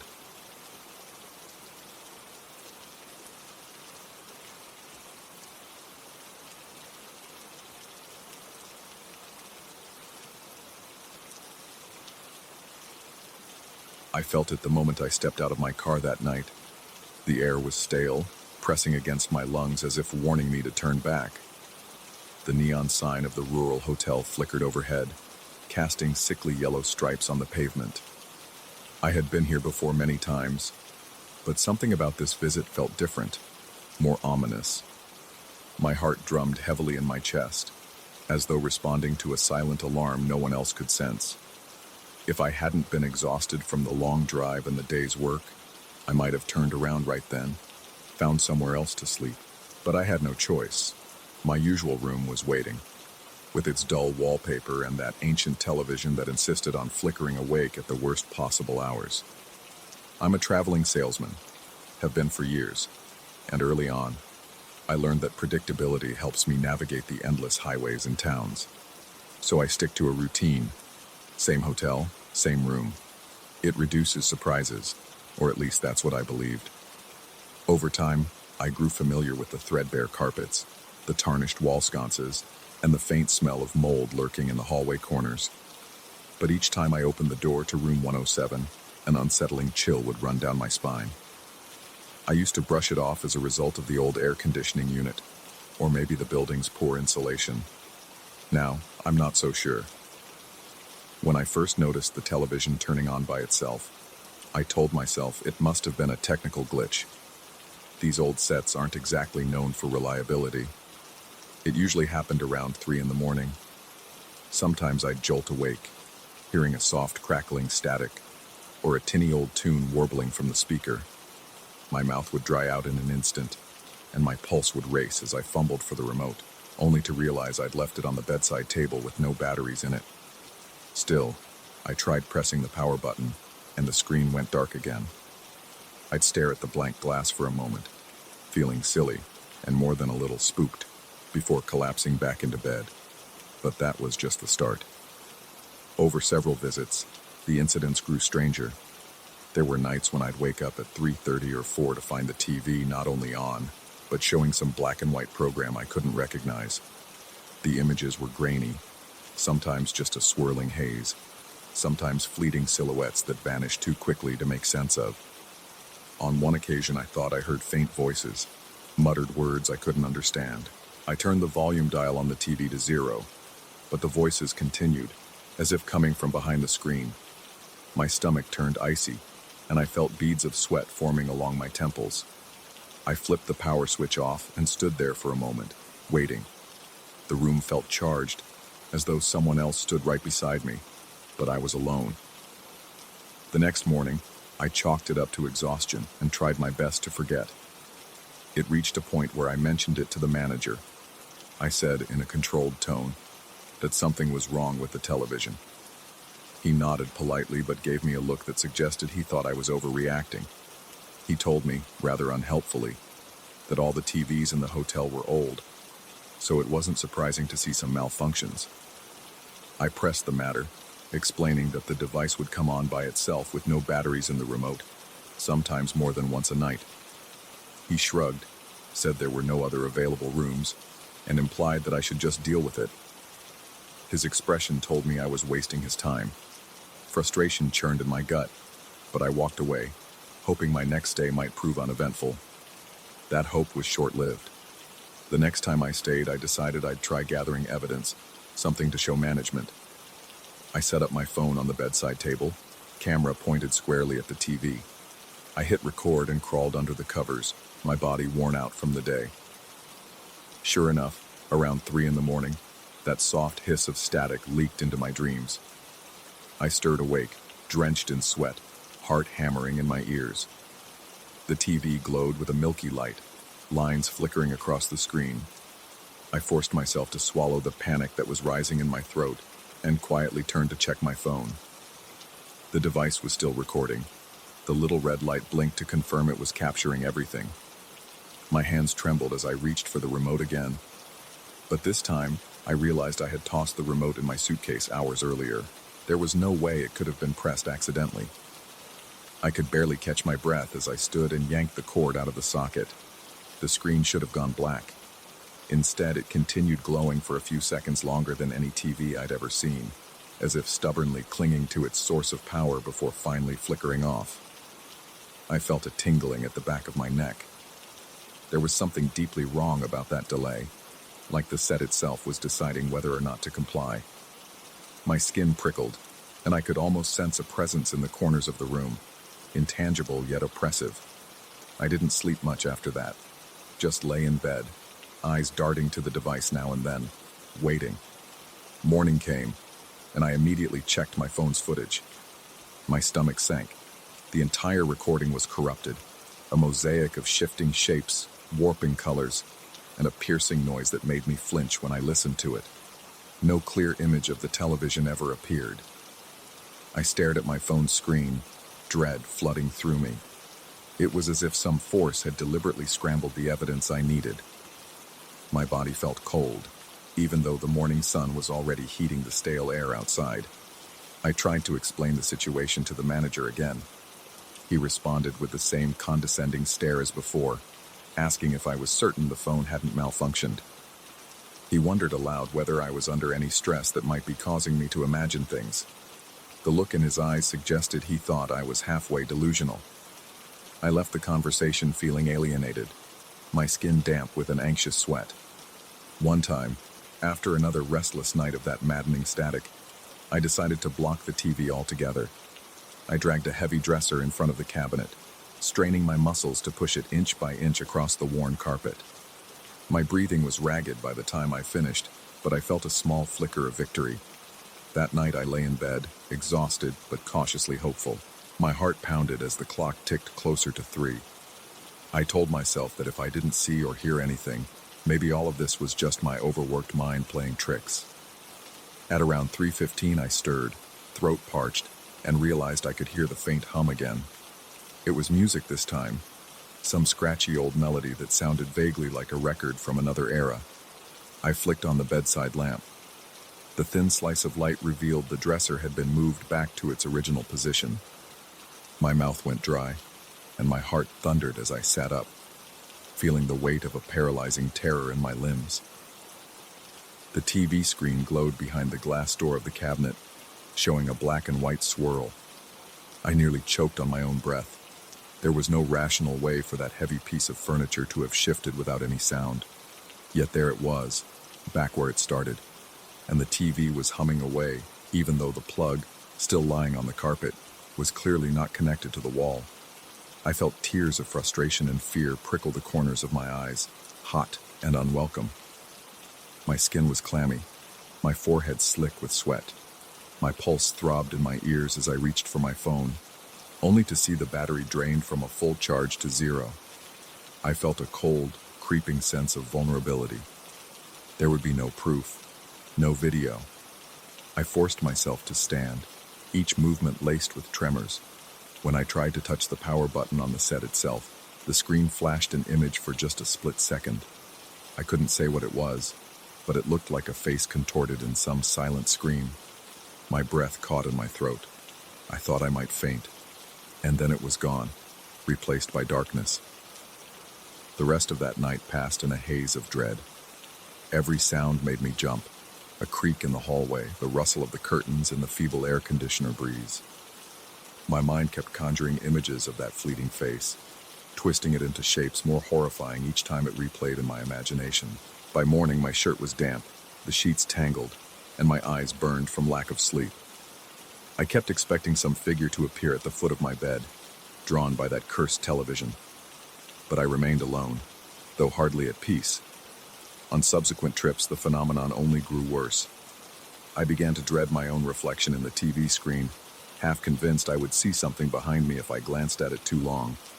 At the slightest hint of static, my throat would tighten, and my fingers would fumble for the light switch. I tried to stay awake past 3, but exhaustion usually won, and I'd slip into a shallow sleep, only to be tormented by half-dreams of flickering silhouettes. My paranoia skyrocketed. I avoided eye contact with the manager and any other staff, suspecting that maybe they all knew something they weren't telling me. Whenever I passed through the lobby, I felt the weight of watchful gazes on my back, but when I turned around, everyone seemed preoccupied with other tasks. It was suffocating. One evening, desperate for a solution, I called a friend who was knowledgeable about electronics. I explained the bizarre occurrences, though I left out some of the more supernatural details to avoid sounding completely insane. He speculated about faulty wiring, maybe a short in the circuit. He suggested I disconnect the power cable from the TV's back panel to ensure it was truly offline. The next time I checked into the hotel, I did exactly that, carefully removing the cord from the unit itself and placing it in my suitcase. I even examined the outlet to make sure no hidden power line was sneaking electricity into the device. That night, I tried to calm my nerves by playing white noise through my phone's speaker, hoping it would drown out any potential static. My body felt heavier with every passing minute, and the tension in my shoulders made it impossible to relax. By 2 in the morning, I was still awake. The white noise started to sound like whispering, so I turned it off. An hour crept by at an agonizingly slow pace. Right at 3, the overhead light flickered once, and then stayed steady. I held my breath, listening. No sound. I exhaled, feeling a wave of tentative relief. Maybe it would be okay this time. At 3:20, the air conditioner clunked ominously, and the room went dark for a second. When the light came back, the TV was on. It glowed with that same ghastly luminescence, a grayscale swirl covering the screen. My pulse rocketed, and sweat slicked my palms. My arms felt too heavy to move, as if invisible hands were pressing me into the mattress.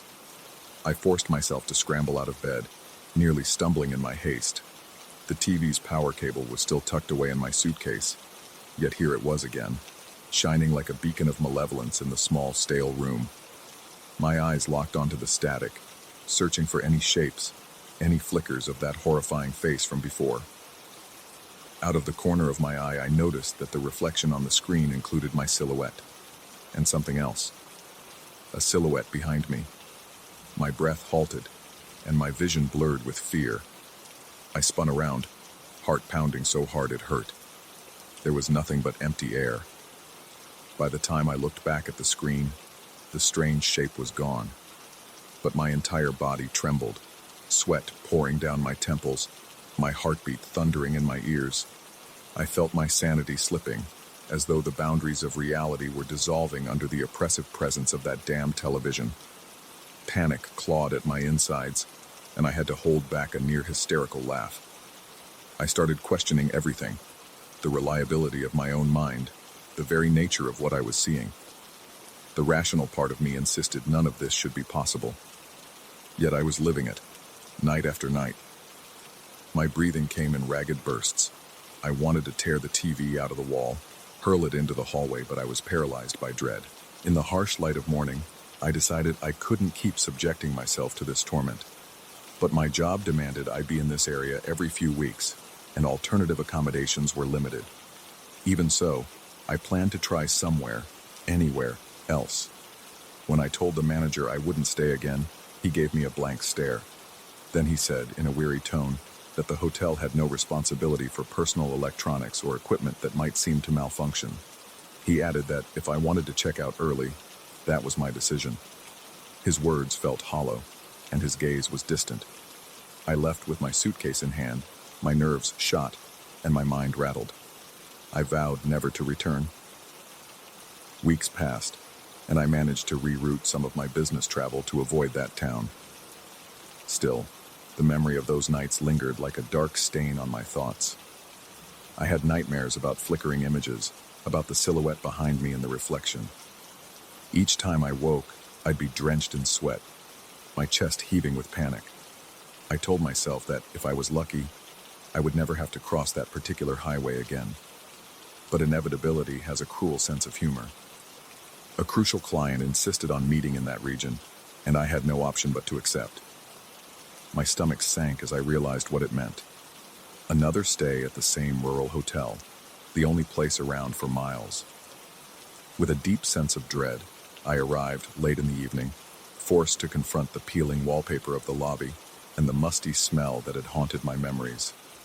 The manager greeted me with a subdued nod, handing over the key to room 107 as if it were the most ordinary thing in the world. My hands shook slightly when I took it. My heart pounded in my chest, and an icy sweat broke across my forehead. Stepping into that room felt like returning to the jaws of a hungry beast. This time, I noticed tiny changes. A new piece of cheap art above the bed, fresh scuff marks on the floor, but the same old TV waiting in the corner. My throat went dry as I stared at it, half expecting it to spring to life right then. I barricaded it again with furniture, double-checked the plug, and even taped the outlet with electrical tape to show myself that it was off limits. Then I waited, nerves frayed, body tensed like a coiled spring. Minutes crawled by. My eyes felt gritty and strained as I watched the clock. At some point past midnight, I drifted into an uneasy doze, adrenaline still pulsing under my skin. An abrupt hiss jarred me awake around 3. The television was on again, a soft glow licking around the edges of the dresser I'd pushed against it. My heart slammed into my ribs, and my mouth went cotton dry. I didn't move. I couldn't. Fear held me motionless as I listened to that faint static. The lights remained off this time, leaving only the erratic glow of the screen. Slowly I got up, ignoring the trembling in my legs. I pushed aside the dresser just enough to see the front of the TV. My breath caught in my throat when I noticed something that made my skin crawl. There was no picture at all, just darkness, and a reflection. My reflection. In that reflection, my eyes looked wide, terrified. But there was another pair of eyes, just behind me, hovering in the gloom. A surge of terror shot through me, and every hair on my body stood on end. My chest felt tight, and I could barely wheeze out a breath.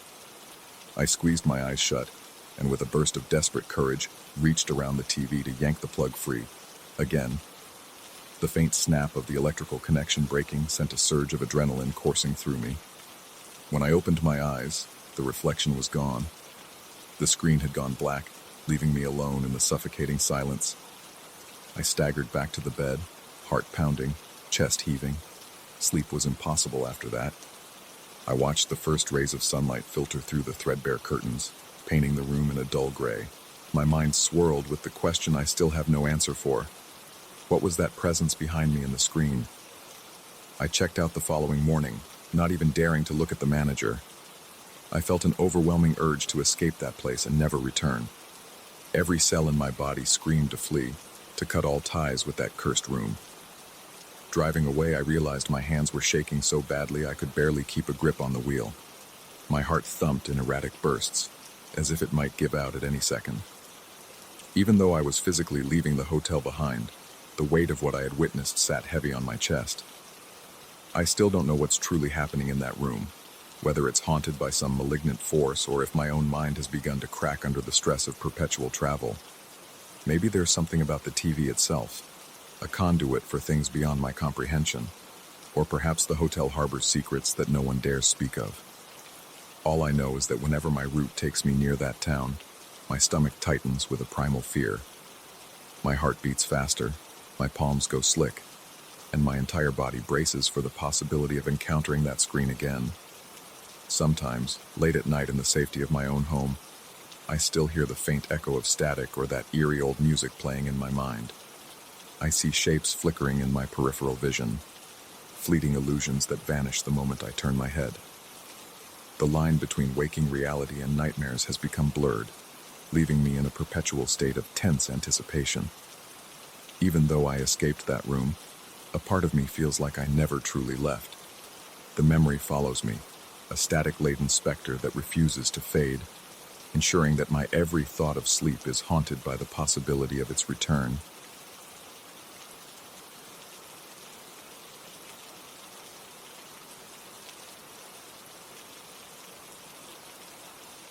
I remember the exact moment I walked into that house for the first time.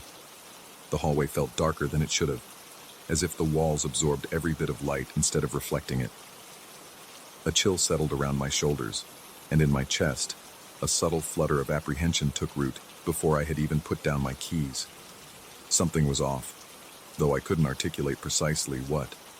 Yet I still convinced myself it was just the drafty nature of an old structure with exposed brick, a charming fixer-upper that I hoped would become my weekend sanctuary. Little did I know how quickly that charm would sour. I bought the place at a bargain. Everyone told me it had great bones, and I was taken by the architectural details. Massive wooden beams, a rustic fireplace in the living room, and those unique exposed bricks that gave a rugged personality to each space. On the surface, it had everything I wanted: seclusion from the city, a backyard that bled into a dense patch of trees, and that aura of history older houses inevitably carry. My plan was to renovate it slowly, piece by piece, and shape it into my personal escape from the world. Despite its isolated location and the faint sense of unease lingering in every corner, I felt drawn to the house. It felt like a hidden gem waiting to be polished. Things began innocently enough. There were the usual discoveries one makes when renovating an older home: rotting floorboards, outdated wiring, and a persistent leak in one of the upstairs pipes. Nothing unusual or overtly frightening. I threw myself into the work.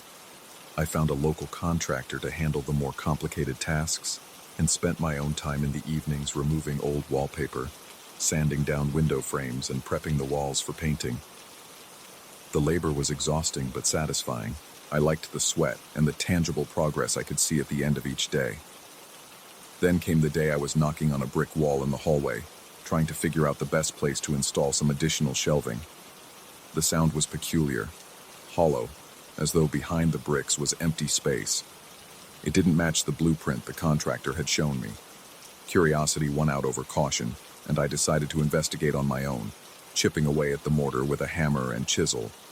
Eventually, I uncovered a boarded-up entrance, concealed behind wooden planks that must have been covered by wallpaper decades earlier. My pulse quickened.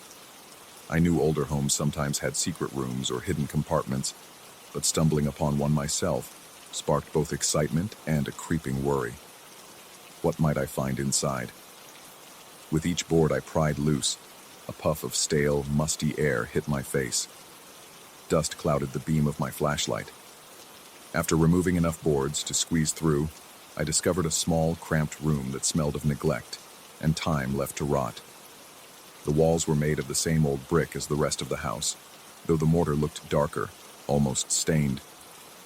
Rusty shelves lined one corner, and boxes were piled on top of a warped wooden table. My flashlight played across a cluster of objects that had been left there, untouched and forgotten. Sepia-toned photographs with stiff, solemn faces, yellowed newspaper clippings that had grown brittle with age, and a large, ornate clock on the wall, its hand stopped at precisely 3:27. Standing there, I felt an inexplicable heaviness in my chest, as though the air had thickened and become difficult to breathe. My fingertips tingled with a cold sensation, and my heart rate spiked. Every hair on my neck stood up.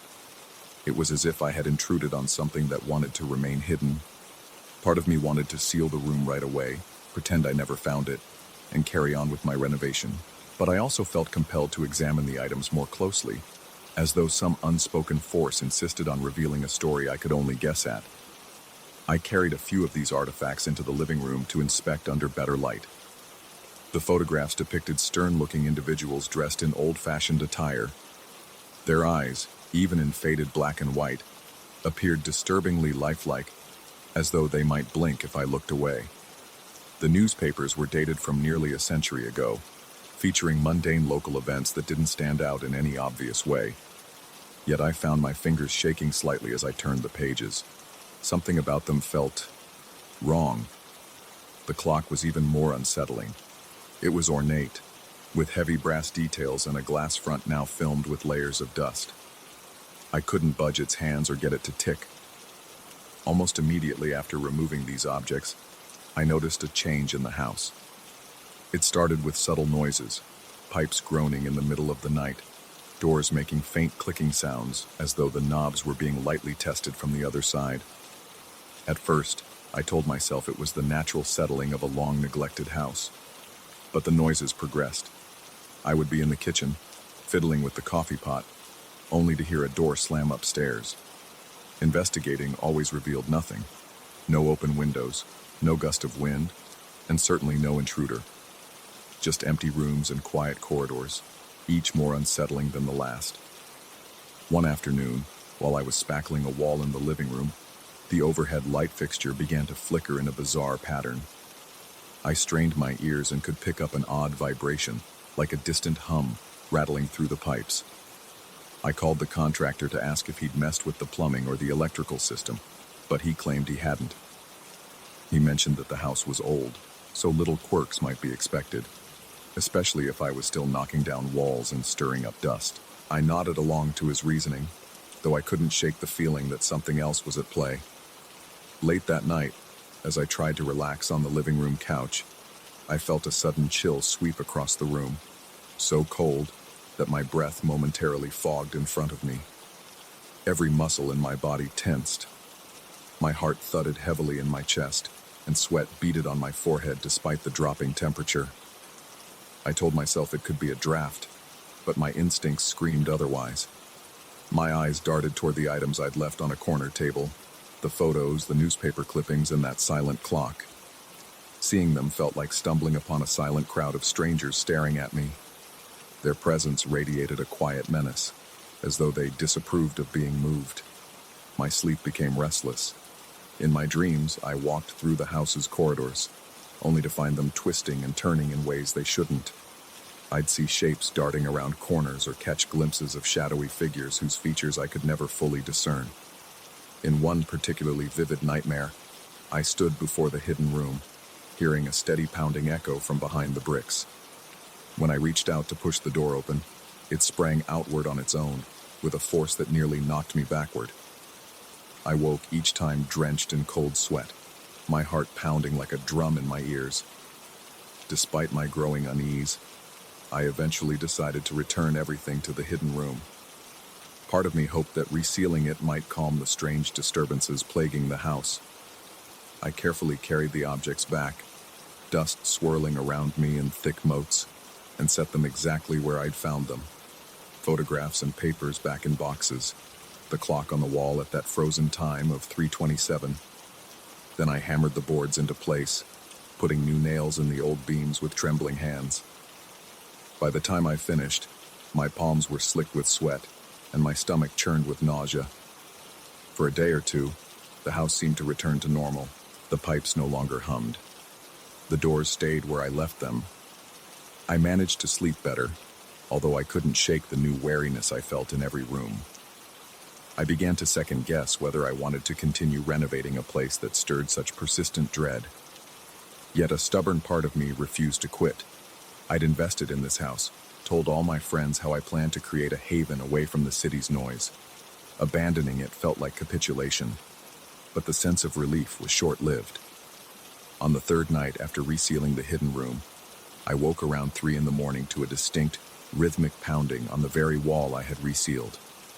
The impact was not thunderous, but it was forceful enough that I felt the vibrations reverberate through the headboard of my bed. My pulse hammered in my ears, and a cold sweat broke out across my back.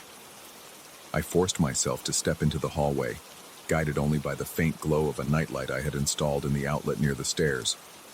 The corridor was silent except for that pounding, a steady thump, spaced out, like a heartbeat, or perhaps a deliberate knocking from something on the other side. I found myself standing inches from the wall, a thin layer of plaster separating me from the hidden room. My breath caught in my throat, and I felt a creeping chill spread through my limbs. It was as if a hand reached out from within that sealed room, demanding my attention. I pressed my ear to the wall, heart racing, unsure of what I wanted to hear. The pounding stopped.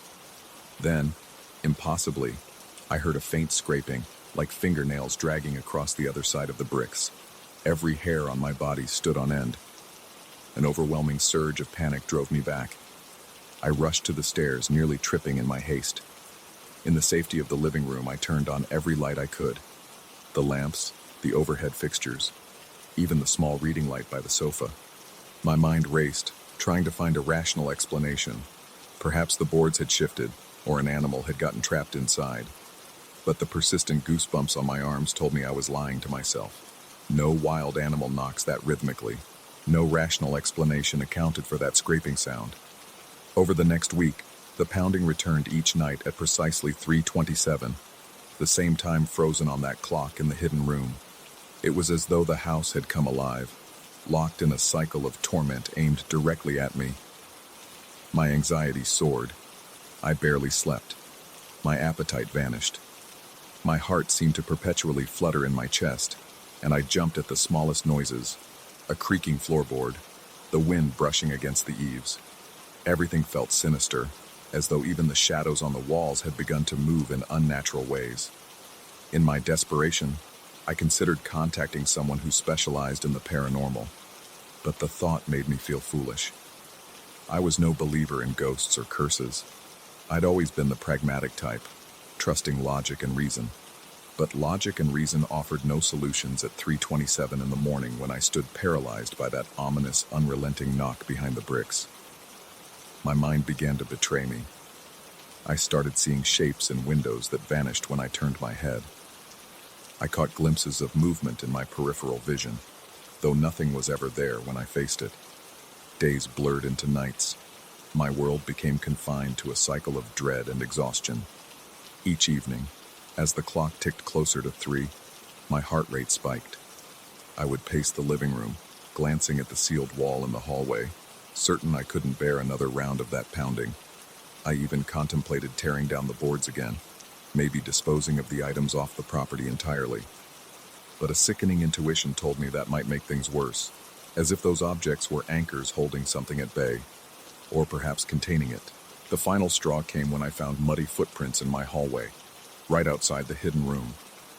They were large, shallow impressions that led from the sealed wall to the staircase and back again. I was certain I had tracked no mud inside, especially not on the second floor. I felt the blood drain from my face. My mouth went dry. Every nerve in my body screamed in alarm. Adrenaline surged, leaving my hands trembling so violently that I had to clutch the banister to steady myself. I knew then that I had to leave, at least for a while. I packed a small bag and stepped outside, practically sprinting to my car. My breath came in ragged gasps, and my heart pounded so furiously that I could feel it in my temples. The weight of the house seemed to press on my back, as though it disapproved of my decision to go. My mind spiraled with the possibility that I might be imagining it all, that my exhaustion and stress had pushed me to hallucinations. Yet the fear remained raw and visceral, something undeniable in the pit of my stomach. I drove back to the city that night. My chest ached from the constant hammering of my heart, and my thoughts twisted around each new possibility. Was there a logical explanation for everything? Was the house truly haunted, or was I succumbing to paranoia? Even now, in the relative safety of my urban apartment, the memory of that hollow pounding rings in my ears, a phantom echo that refuses to fade. I've considered returning with a team to open the hidden room again, but I can't bring myself to do it. My nights are still punctuated by nightmares in which I see the clock's hands forever stuck at 3:27, and I wake in a cold sweat, half convinced I hear the faint pounding on the other side of my bedroom wall. Yet there's an undeniable pull that house holds over me. Despite the terror I endured, part of me wonders if I left something unresolved, if closing the room wasn't the right solution after all. On my worst nights, I imagine that the real horror has only just begun, that whatever presence animates those bricks and boards is growing bolder in my absence. The dread grips me like a vice whenever I think of stepping through that front door again. But a twisted sense of duty gnaws at me, whispering that I have to confront it eventually. For now, I stay away, hoping distance will grant me peace. But it doesn't. The oppressive tension remains, following me like a shadow that never quite fits the shape of my body. The house might stand in that clearing, silent and still on the outside, but I know it's watching. And one day, inevitably, I will have to return. I dread that moment more than anything else, because I suspect the pounding on the wall will be there waiting, each knock a summons I cannot ignore. To anyone who asks, I say I'm just taking a break from the renovations, or that I'm thinking of selling the property as is. I speak in hushed tones, avoiding the details, worried that simply recounting them might somehow give them strength. But my story isn't over. The house is still there, and something inside it remains sealed off. Barely. It waits in the darkness behind those boards, behind those bricks, behind the veneer of everyday logic. And I can't help but feel that in the quiet hours past midnight, it's calling my name, drawing me closer, reminding me that no wall can keep it truly hidden forever.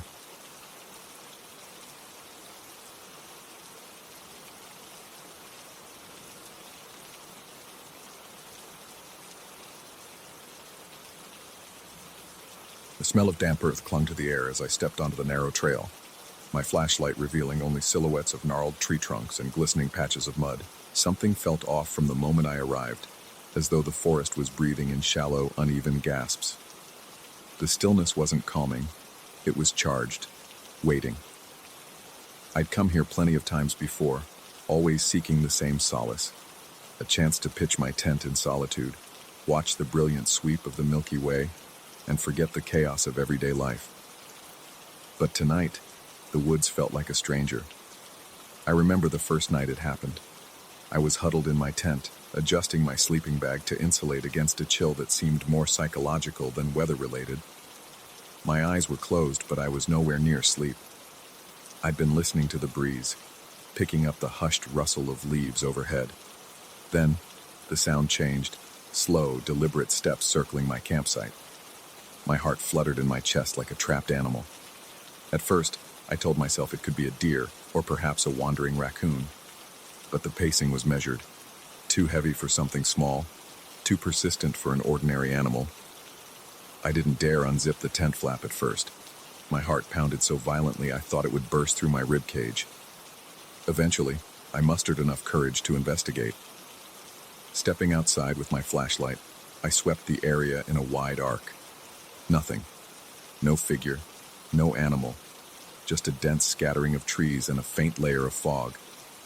Yet the footprints were there, fresh indentations in the mud, each step embedded at a uniform distance, encircling my tent as if I were the focal point of some bizarre ritual. Despite my deep suspicion that I was not alone, I saw no one.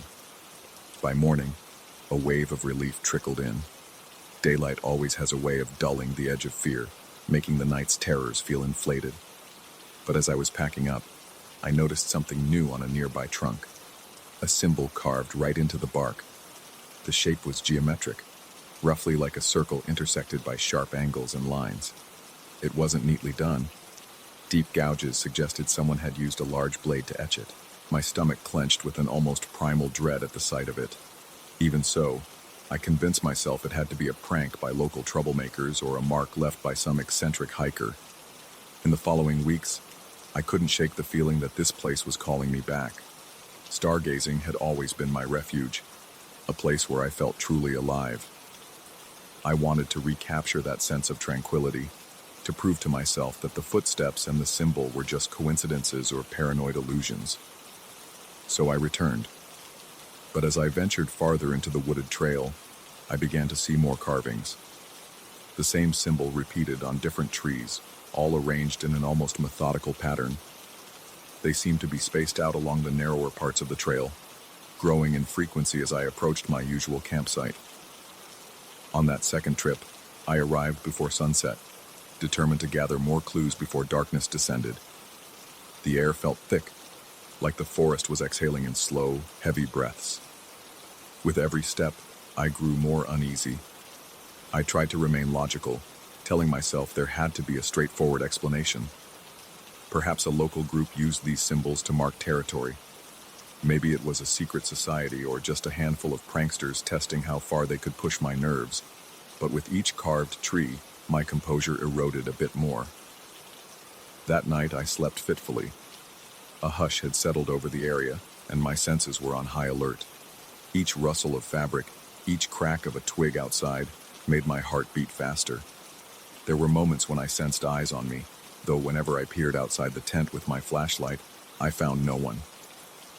Morning arrived without another direct confrontation, but as I walked around the site, I noticed that the newly carved symbols had multiplied. They were bigger, cut deeper into the bark, some overlapping older carvings as if layering a message I couldn't decipher. My skin tingled with the realization that these markings had appeared overnight, mere yards from where I'd been sleeping. I mentioned the discoveries to a friend over coffee later that week, describing the symbols and the odd nighttime disturbances. The friend speculated that it might be some clandestine group performing rituals, urging me to alert park rangers or the authorities. Their suggestion played in my mind for days. Still, part of me felt driven to understand it on my own, as if I were meant to unravel a mystery etched into the very wood of that place. If I involved others too soon, I worried I might lose any chance of discerning the truth. By the third visit, the pattern was undeniable. The symbols advanced, forming a sort of corridor along the trail, each one seeming fresh, the bark around it still raw. I tried to capture them on my phone's camera, but the images never seemed to do justice to the eerie precision of each line and angle. My breath grew shallow as I followed the sequence deeper into the woods. At times, I could almost hear a low hum, like an electrical current running through the trees. I found myself wiping sweat from my forehead, even though the temperature had dropped. My palms were clammy, and I caught myself glancing over my shoulder more often than not. No matter how many times I told myself there was a logical explanation, my body refused to believe it. Adrenaline pumped through me whenever I ventured into that place. My heart would accelerate at the slightest noise, a snapping branch, a flutter of birds startled by my presence. I set up my tent in my usual spot, determined to stand my ground. That decision felt empowering in daylight, but as soon as night fell, the same anxiety clawed at my insides. The sensation of being watched returned. My breathing became erratic. I sat in my tent, hugging my knees, feeling the slickness of sweat at my temples, my heart pounding so loudly it drowned out the quiet murmurs of the forest. That night, the footsteps came back. They circled me with agonizing slowness, a methodical crunch against the underbrush. My mind raced through possibilities. An animal, a person, something else. Despite the terror gripping me, I found the nerve to unzip the tent slightly and point my flashlight out.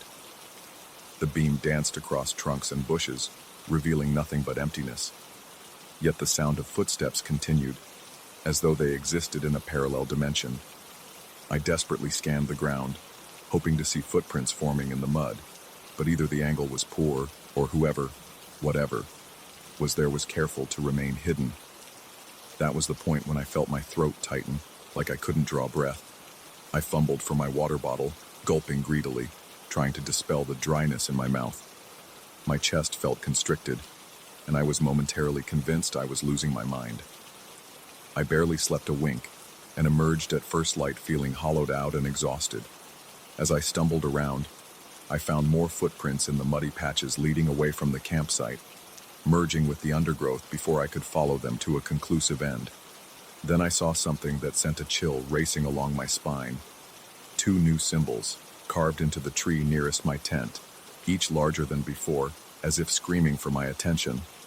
One of them was carved so deeply that small fragments of bark were scattered around the base of the trunk. My pulse throbbed in my temples, and my hands trembled. Describing these experiences to others always came out sounding like the plot of an overblown horror story. Some suggested I install motion-activated cameras. I hesitated, but curiosity and fear eventually won out. Before my next visit, I purchased a discreet trail camera and placed it near the campsite, aimed at a section of the trail where I suspected the footsteps often passed. Days later, I returned to retrieve the camera's footage. My body felt tense with anticipation. As I scrolled through the images on the small camera screen, I saw plenty of normal wildlife. Deer moving through the brush, raccoons foraging, a fox trotting in the early morning hours. But at one point, the screen flickered and the timestamp glitched. There were stills of the same spot, but they were enveloped in a strange darkness that didn't match the ambient light conditions. The next frames were normal again. Nothing definitive had been captured, yet the camera had clearly malfunctioned right around the time my instincts told me something was prowling. Frustration and dread mingled in my gut. I decided to stay one more night, hoping to catch whatever was lurking off guard. As evening deepened, the forest seemed to close in around me. My flashlight beam felt feeble, swallowed by the thick curtain of foliage. Every breath I took sounded thunderous in my own ears. The symbols now lined not only the trunks, but also some fallen logs near the perimeter of the site. I noticed them as I was gathering kindling. Their geometric lines were so precise, more refined than before, suggesting an escalating skill or focus. It was as if whoever was making them, if it was a person at all, had become bolder, leaving their marks in plain sight to toy with me. That night, the wind picked up, turning the canopy into a restless chorus. Trees groaned as branches swayed overhead, and leaves hissed in a frantic dance. Thunder rumbled in the distance. The atmosphere was electric, as though the storm was a reflection of my own mental state, brooding and dangerous. I sat by a dim lantern inside my tent, straining to listen for any unusual sound. My eyes burned from lack of sleep, and my head felt heavy with each heartbeat. Time crawled. At around midnight, I heard it again. Footsteps. But this time, they weren't circling. They moved in a direct line, halting near the tree where the largest symbol was carved. My pulse spiked. The sound paused for a moment, then resumed, closer than before.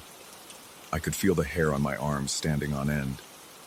My breath caught in my throat, and a cold sweat broke out on my forehead. The footsteps drew nearer to the entrance of my tent, slow and deliberate, as if counting each step. A flash of lightning lit the forest, illuminating the tent walls for half a second in a white glare. In that brief instant, I caught the silhouette of something right outside, a shape impossible to define but undeniably human in height. Then everything went dark. I refused to move or make a sound.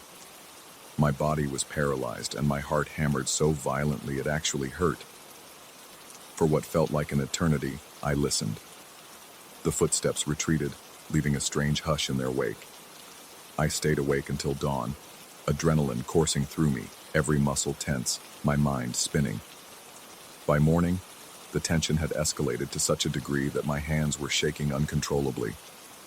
I forced myself to unzip the tent and step outside, half expecting to see a figure lurking nearby. The campsite was still, save for the faint chirping of birds. Gathering my things, I planned to leave immediately, yet curiosity gnawed at me. I ventured to the large tree where that silhouette had stopped. There, etched into the bark with terrifying clarity, was another symbol. Intricate, elongated lines crisscrossing in a pattern that made my head spin. My vision blurred, and I had to steady myself against a nearby trunk. I felt as though I was on the brink of understanding some terrible truth, a revelation I desperately did not want.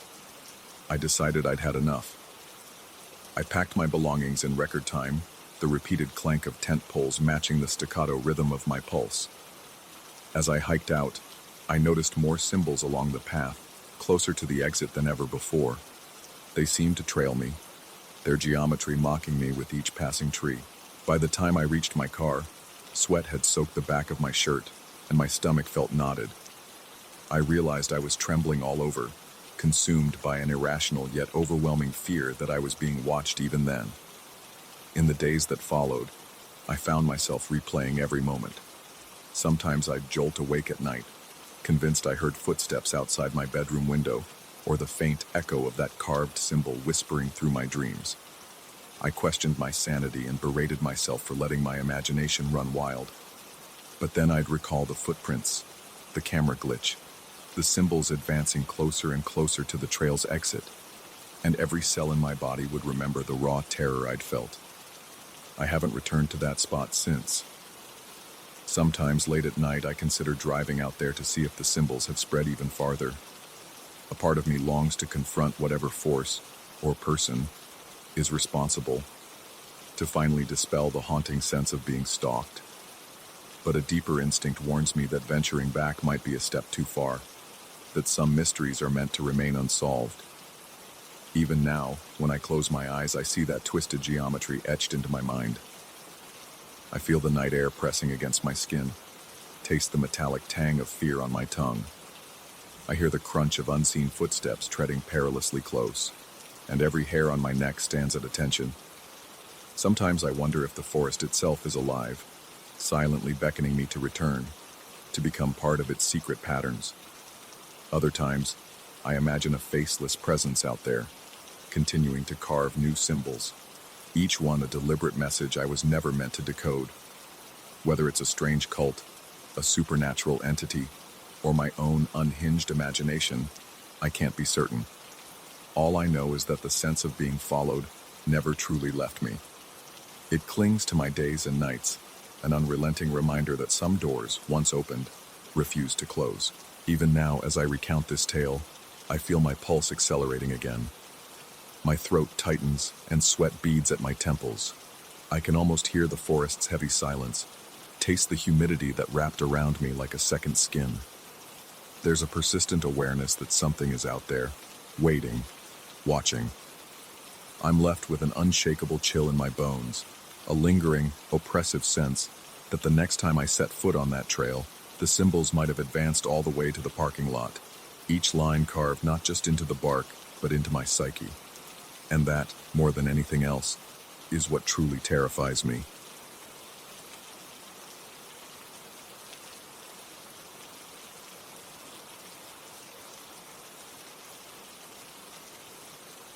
I first noticed something was wrong the moment I stepped into that cramped, flickering pharmacy. The overhead light buzzed in an irregular pattern, casting strange shadows along the rows of ointments, cough syrups, and painkillers. The atmosphere felt heavy, as though the air itself had weight pressing down on my shoulders. My skin prickled, and my heart gave a jolt, speeding up before I even knew why. It was an ordinary evening, and yet there was nothing ordinary about the unease curling in the pit of my stomach. I had come to pick up some over-the-counter medicine for a nagging headache that refused to go away. Nothing urgent. But the second I crossed that threshold, I felt exposed. The pharmacy was small, poorly lit, and smelled vaguely of stale antiseptic. Its narrow aisles seemed to multiply whenever I glanced around, like a labyrinth that rearranged itself when I wasn't looking directly at it. I tried to ignore the tension creeping along my spine and headed toward the pain relief section. As I walked, I heard a low squeaking sound, shoes scuffing across the floor. Initially, I paid it little mind, yet every time I paused, the squeaking stopped. Whenever I resumed walking, the squeak followed again, in perfect rhythm with my steps. My pulse began to race, and I felt an irrational urge to look over my shoulder. When I turned, I saw two men I'd never noticed before. Their appearance didn't strike me as outwardly threatening, just two average guys with dark jackets and blank expressions. But they were standing uncomfortably close to the end of the aisle, eyes trained on me. Not once did they avert their gazes. That immediate, unblinking stare felt like a cold hand squeezing my lungs. My breathing grew shallow as I tried to focus on the medication labels. I told myself I was imagining things, that I was only feeling jumpy because of my persistent headache. Still, there was a low hum of anxiety in my skull, a warning I couldn't shake. Those men were not casually browsing. Their stance was rigid, predatory, even like animals poised to strike. I moved to the next aisle, hoping to lose them among the shelves of vitamins and supplements. My logic was simple. If they're just regular customers, they'll go about their business. But as soon as I turned down that corridor, I heard the squeaking footsteps again. From the corner of my eye, I spotted the two figures making the same turn, sliding into place behind me. Every hair on the back of my neck stood up. My palms began to sweat, and I could feel a tremor in my fingers. Suddenly, I was hyper-aware of my breathing, the dryness in my throat, and the dull throb behind my temples. With my heart hammering in my chest, I glanced around, noticing little details I had overlooked before. The pharmacy's overhead lights were spaced irregularly, leaving entire sections dim or barely illuminated. Shadows stretched across the floor, forming bizarre shapes at the corners of my vision. It was disorienting. A faint hum from a faulty air conditioner reverberated through my ears, mingling with the squeak of sneakers on linoleum. I tried to appear calm, pretending to study the labels of various vitamins, but the tension became too much, and I couldn't handle the sensation of those two pairs of eyes drilling holes into my back. Deciding I'd had enough, I placed the bottle of vitamins back on the shelf and made my way toward the exit. Before I could reach the door, something, maybe a fleeting sense of defiance, made me glance back to check if the men were still watching. They were. They stood at the far end of the aisle, silent, their gazes pinned to me. The fluorescent light flickered overhead, and for a split second, I thought I saw them both tilt their heads in perfect synchronization, almost an unnatural, puppet-like movement. My stomach lurched. I clenched my fists, teeth grinding in frustration and fear. My own reflection in the glass door startled me, because I appeared pale and wide-eyed, like someone in the throes of a nightmare. Behind me, through the reflection, I saw the men slowly approaching, their silhouettes becoming more defined with each flicker of the light. The pharmacy clerk, who was sitting behind the counter, didn't seem to notice a thing. He was busy reading something and occasionally glancing at a monitor. I considered calling out to him, but an inexplicable feeling told me it wouldn't help. Perhaps it was embarrassment. Perhaps it was a deeper dread that no one could truly protect me from whatever was happening. Leaving in a rush, I forced my way out onto the street. The relief of cool night air against my face was immediate, but it wasn't as comforting as I'd hoped. Street lamps illuminated the parking area in intermittent cones of light, leaving broad spaces of darkness between them. As I hurried to my car, I realized I was walking so fast I was nearly sprinting. My heart continued its relentless pounding, and my breath came in quick, shallow bursts. Every slight sound, a passing car, the rustle of a stray plastic bag, made me flinch.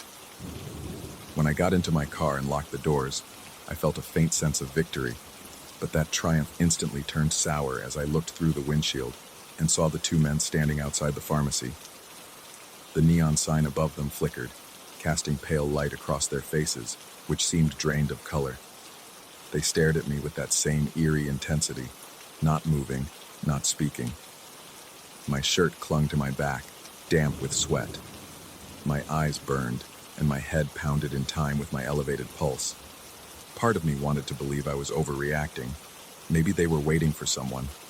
Maybe they were just oddly curious about my panicked exit. But deep down, I knew it was more than that. I fumbled with my car keys, nearly dropping them. Starting the engine felt like an eternity. When I finally managed to turn on the headlights, I caught one more glimpse of their expressions. Their mouths were slightly parted, as if they were trying to taste the air. Something about that detail made my skin crawl. I realized I was shaking, my legs quivering so badly I had to take a moment before I could press the gas pedal. As I pulled out of the parking spot, they shifted their bodies in unison, stepping off the curb just enough to let the headlights illuminate them more clearly. Their jackets were unzipped, revealing old, tattered shirts that looked too big for their frames.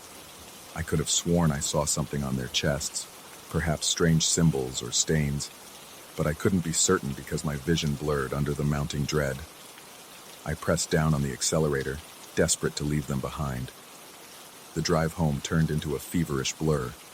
I could hardly focus on the road. The headlights of oncoming traffic seemed unnaturally bright, burning into my retinas. My rearview mirror became a source of constant paranoia. I kept checking it, half expecting to see those same two men in a car behind me, or even worse, somehow sitting in my own back seat. I felt claustrophobic, as if the darkness outside the windows was crowding in, pressing itself against the glass.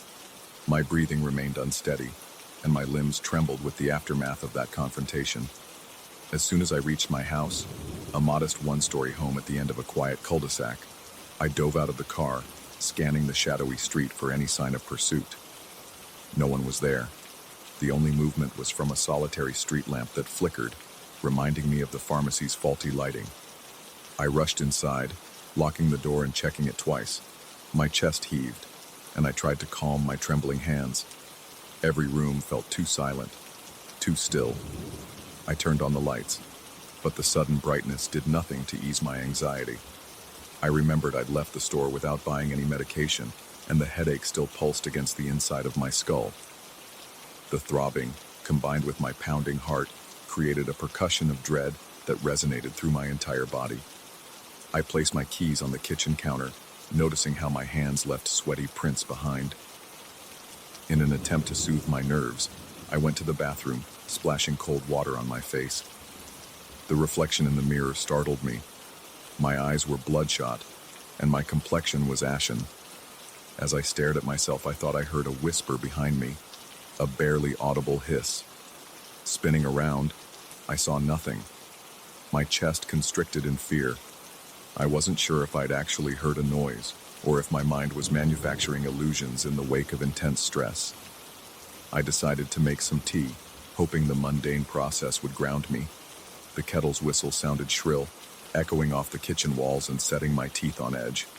I half expected to see a face pressed up against the window, but there was only darkness. The longer I stared into the black void outside, the more my imagination conjured shapes shifting in the shadows. Against my better judgment, I tried to distract myself by checking my phone. I found a slew of unread messages, but none from anyone who could reassure me. My friends were going about their normal evenings. One had posted a photo from a local bar. Another had shared a funny meme. They were all oblivious to this creeping horror that had latched onto my mind. Part of me wanted to reach out for support, but I couldn't bring myself to type out, "I'm being followed by two men, possibly more than men, and I can't shake the feeling they're still out there." It sounded absurd, even to me. Not knowing what else to do, I paced through the living room, turning on every light. But the shadows in the corners seemed darker tonight, as though the illumination was failing to reach them. My breath hitched when I heard a soft thump against the wall. Moving closer, I couldn't determine its source. Perhaps the pipes were acting up, or maybe the house was settling. But each random noise set my nerves on fire. The minutes dragged on, and eventually I decided I needed to reassure myself that I was alone. I peeked out the front window, just to check the driveway. My car was there, the street lamp still flickering. But I froze when I noticed two silhouettes at the far end of the cul-de-sac. They were standing under the halo of a distant streetlight, faintly illuminated. Despite the distance, I recognized the tilt of their heads. My legs almost gave out, and I had to grip the windowsill to steady myself. Those same two men had found my home, or at least so it appeared. I felt dizzy, nearly hyperventilating as my world closed in around me. My mind raced, cycling through questions. How had they found me? What did they want? Were they even human? The headache intensified, stabbing into my temples. I tried to breathe deeply, but the air felt too thin, as though the atmosphere had turned poisonous. My heart felt like it would burst from my chest, and my shirt stuck to my skin with cold sweat. My instincts screamed at me to call the police, or at least ask for help, but a paralyzing sort of panic made me hesitate. A voice in my head suggested that maybe it was a hallucination brought on by stress or exhaustion. If I stepped outside to confront them, would I find they were never there? Or if I did find them, would it put me in even greater danger? Suddenly, the lights in the house flickered. The fluorescent overhead lamp in the living room buzzed, dimmed, and then returned to full brightness. The television, which was off, made a strange clicking sound, as if it was trying to power itself on. My hair stood on end, and I felt a chill race across my scalp. That flicker felt synchronized with a presence, an electric pulse that thrummed through the walls and floors. Desperate, I forced myself to look outside once more. The men were gone, or maybe they'd never been there at all. My eyes scanned the dark stretch of pavement, finding no trace of human silhouettes. Relief warred with terror. I felt a nauseating swirl of dread, uncertain which possibility was more horrifying, that these men could appear and vanish at will, or that my own mind was unraveling, weaving illusions from fear. Unable to stay still any longer, I opened the hallway closet and retrieved a flashlight. Its beam cut through the darkness in an almost feeble way, but I needed a sense of control, no matter how small. I decided to check the perimeter of my house. Adrenaline pumped through my veins, forcing me to at least try confronting my fear. My pulse thundered in my ears as I unlocked the back door and stepped into the night. The yard was silent except for the hum of distant traffic and the rustle of leaves in a faint breeze. My flashlight revealed nothing unusual. Still, every sense was on high alert. My eyes darted from one dark corner to another, expecting to see those two figures slip out from the shadows. When I made it around to the front, I found the street just as empty as before. No sign of them. I felt half-crazed, uncertain if I was victorious or merely losing my grip on reality. Eventually, I returned inside, double-checking every lock, every window latch. My body was exhausted, but my mind refused to quiet. I tried to sit on the couch, but the silence of the house was oppressive, as though someone was holding a cushion over my face, suffocating me. Every few minutes, I'd hear a creak or a pop, and my heart would leap. My breath was shallow, my mouth went dry, and my head throbbed with each new surge of panic. Sometime in the early hours of the morning, I drifted off into a restless doze. I dreamt of a labyrinth of pharmacy aisles stretching into infinity, the lights flickering overhead in a maddening strobe. Every corner I turned, those two men were there, standing just out of reach. Their eyes glowed with a dim, hungry light, and they whispered my name in voices that reverberated inside my skull. The pharmacist appeared in the dream as a blurred figure behind the counter, ignoring my pleas for help, his form melting into the background. When I woke, I was drenched in sweat, heart pounding as if I had just sprinted a mile. Dawn light filtered through the blinds, casting diagonal beams across the living room floor. Everything looked ordinary, which felt like the cruelest trick of all.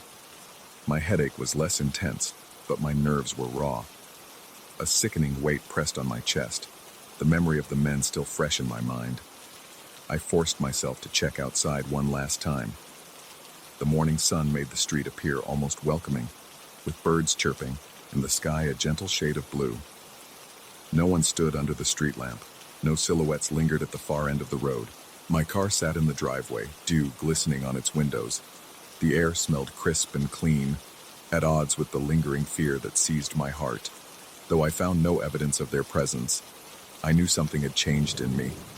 The sense of intrusion and menace still coiled in my gut. My reflection in the living room mirror revealed dark circles under my eyes, the telltale sign of someone who might never sleep soundly again. I didn't feel safe, even as the world around me seemed normal. It was as if I had stepped beyond the veil of everyday life and brushed against a reality that defied explanation. And so, I remain on edge. Each time I step out of my home, whether to pick up groceries or to get gas, I scan the crowd for a pair of faces that might be watching me from a distance. Every squeak of shoes on a tiled floor makes my heart skip a beat. The memory of those unblinking eyes, those synchronized movements, and that silent threat haunts me. I wonder if they'll return, if they're simply biding their time, or if it was all a manifestation of some deeper fear I carry within. No matter the truth, one thing is certain. I can't look at a pharmacy, or any confined aisle for that matter, without feeling an icy dread creeping up my spine. Even now, my chest tightens at the thought of them, standing quietly in the half-light, heads tilted at that unnatural angle, waiting for me to make one wrong move. I escaped that night. I got away in body, yes, but my mind remains captive to the memory. A persistent unease tugs at my thoughts, a reminder that safety can be shattered in the most ordinary places. And if I learned anything from this harrowing ordeal, it's that sometimes the simplest errand can lead you into a darkness from which there is no easy return.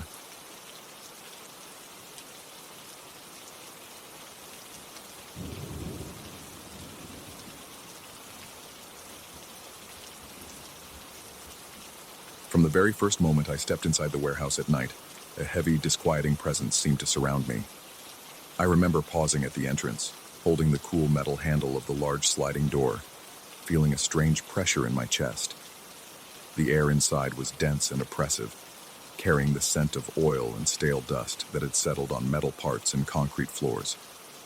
Although the security lights outside still cast a faint glow through the high windows, the interior of the building was mostly cloaked in deep shadows. My job was simple in theory: patrol the corridors, check doors and locks, ensure no unauthorized person got in. But in reality, it felt as if I were stepping into a forgotten domain, a place where things shouldn't be disturbed after dark. I have been a night watchman in this massive storage area for mechanical parts and tools for a while now. From old gears to oversized machine components, everything is systematically arranged in rows and aisles. The daytime crew keeps most of the lights off at night to save on electricity, leaving only a few dim fluorescents flickering at the far corners. These corridors are long and eerily silent, and the occasional drip of a pipe or the hum of distant power lines can play tricks on the imagination. Yet lately, something else has been happening. Something I can't explain. I swear, out of the corner of my eye, I catch fleeting glimpses of a figure following me. At first, I thought it was just my reflection against the polished metal surfaces, some illusions created by my flashlight beam bouncing off steel. But the more I paid attention, the more I realized that the movement didn't always coincide with mine. Sometimes it seemed to pause when I paused and continue when I stood still. At first I tried to brush it off. I told myself night shifts were messing with my head.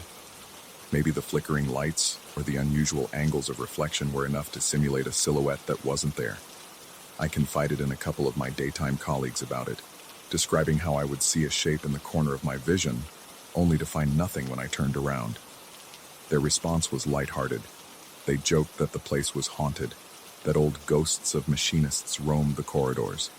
They teased me with stories of strange happenings, but they never gave concrete examples. Whenever I pressed them, they brushed me off with a laugh or claimed ignorance. It was clear they wanted to keep the legend alive for their own amusement. Deep down, though, I couldn't let it go. I started paying closer attention, shining my flashlight on every reflective surface, scanning the shadows for a hint of any movement not caused by me. Before long, other oddities piled up. Tools I was certain were stored properly the night before now lay scattered on tables or even on the floor. One morning, I noticed a heavy wrench propped against the wall near the warehouse entrance, something I definitely didn't place there. The next night, blinking red lights from a piece of machinery's control panel started going off randomly, only to stop the moment I drew near. And the most unsettling sign of all: greasy handprints on freshly cleaned surfaces. Those prints weren't small. They were about the same size as my own hands, but no one else was in the warehouse at night. The day shift insisted they hadn't left them, though they joked that maybe an invisible coworker was messing with me. I began to feel trapped by the isolation of my shift. Even simple tasks, like making rounds with a checklist in hand, became nerve-wracking. My heart rate would speed up whenever I passed from one section into the next, uncertain of what might lurk just outside the halo of my flashlight. I could feel my pulse pounding in my temples, and I tried to control my breathing so I wouldn't get overwhelmed by the ever-creeping dread. My lungs felt tight, as though the warehouse air grew denser with every turn. Sweaty palms left smudges on the flashlight handle, and I'd often wipe them on my pants in an effort to compose myself. Still, the tension refused to leave. Every echo of my footsteps across the concrete floor sounded like an amplified heartbeat in the cavernous space. One particular night, I had an especially long shift due to a scheduling gap. The corridors stretched out like endless tunnels, and each time I reached a corner, I swore I heard another set of footsteps trailing just behind.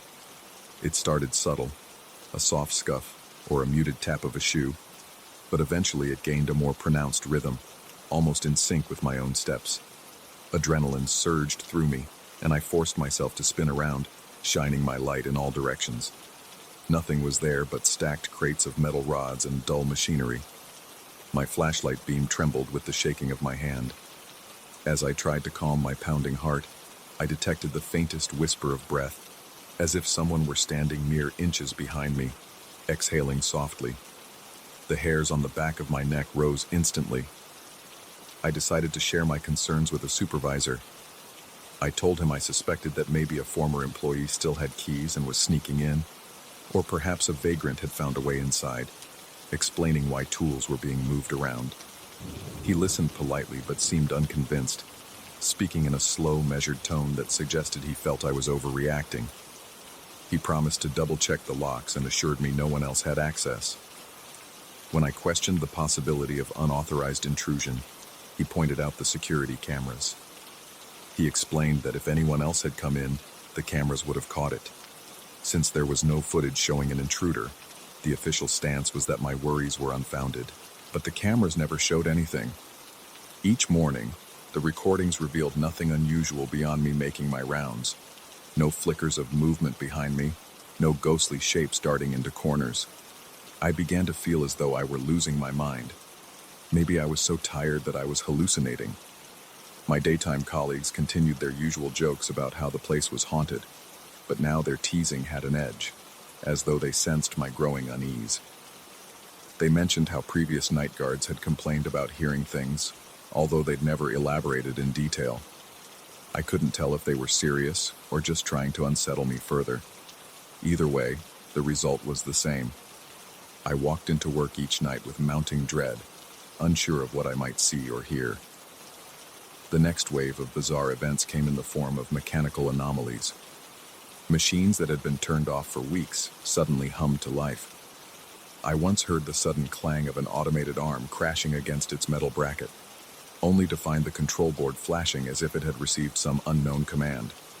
When I approached, the system powered down immediately. I nearly jumped out of my skin each time these things happened, my heartbeat hammering so hard it felt like it might burst from my chest.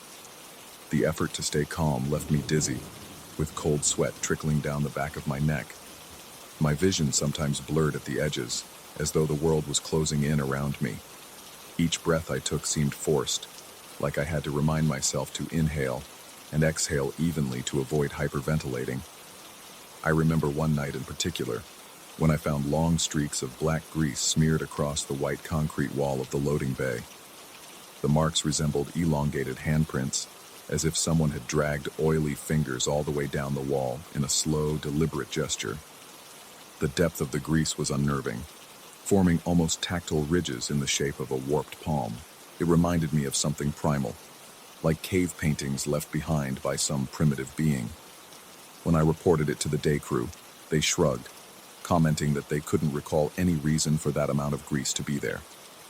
One coworker joked that maybe I was an artist creating warehouse graffiti, but his grin faded when he noticed my grim expression. The entire time, I felt a mounting certainty that whatever was causing these things was fully aware of my presence and was watching me carefully. As the weeks wore on, the oppressive feeling of being observed intensified to the point where I found it difficult to concentrate on my duties. My rounds became a sequence of tense, hurried steps as I tried to complete them as quickly as possible. Instead of shining my flashlight into every dark corner, I sometimes avoided looking altogether, fearing I might actually see whatever was lurking there. My hands would tremble so badly that I had trouble writing in the logbook. The simplest sudden sound, a metal pipe shifting, a toolbox lid settling, made my heart leap. My entire body felt tight, like a coiled spring ready to snap at any moment. My throat would go dry whenever I thought I saw a flicker of movement behind the rows of machines. I began feeling lightheaded, my stomach churning with nerves. On more than one occasion, I had to stop in the break room, bend over, and take deep breaths to steady myself. One of the last straws was the night I stepped into a hallway lined with large storage cabinets. The air was cooler in that area, and a draft often blew through, rustling stray papers. But that particular night, it was completely still. No movement, no sound of ventilation. My flashlight cut through a haze of dust motes swirling in slow motion, giving the impression of being underwater. Then, midway through the hall, I heard something scraping across metal. It was a rasping, deliberate sound, like nails being dragged along a steel surface. My pulse accelerated, and sweat beaded on my forehead, dripping down my temples. I gripped the flashlight so tightly my knuckles hurt. Each step forward took a monumental effort.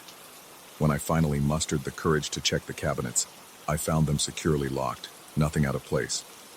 The scraping continued, faint but unmistakable. I felt as though I was standing right next to it, yet there was no visible source.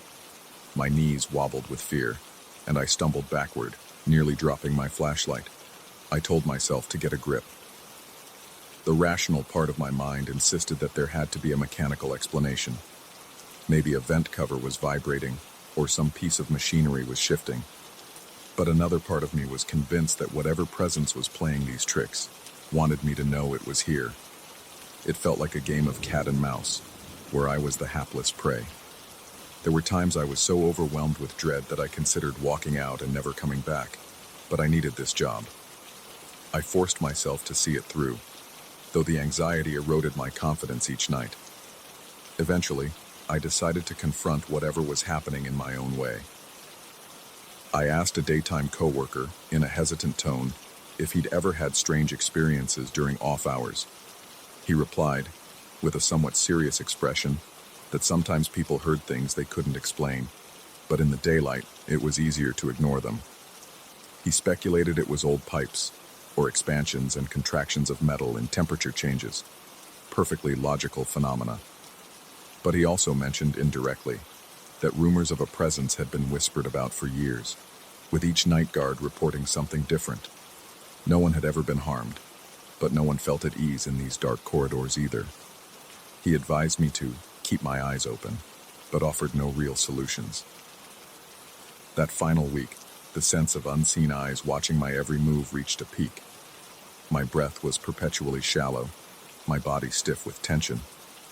Even my peripheral vision began to play tricks on me.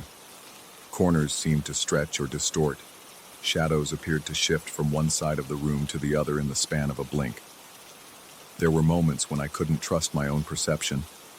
Every time I thought I saw a shape, I would spin around, heart hammering, only to confront empty air. Sleep became elusive after my shifts, and the little rest I did manage was invaded by unsettling dreams of corridors that went on forever. Then, on my last scheduled night before a 2-day break, I resolved to do something I normally avoided. I walked the entire perimeter of the warehouse with every light turned on.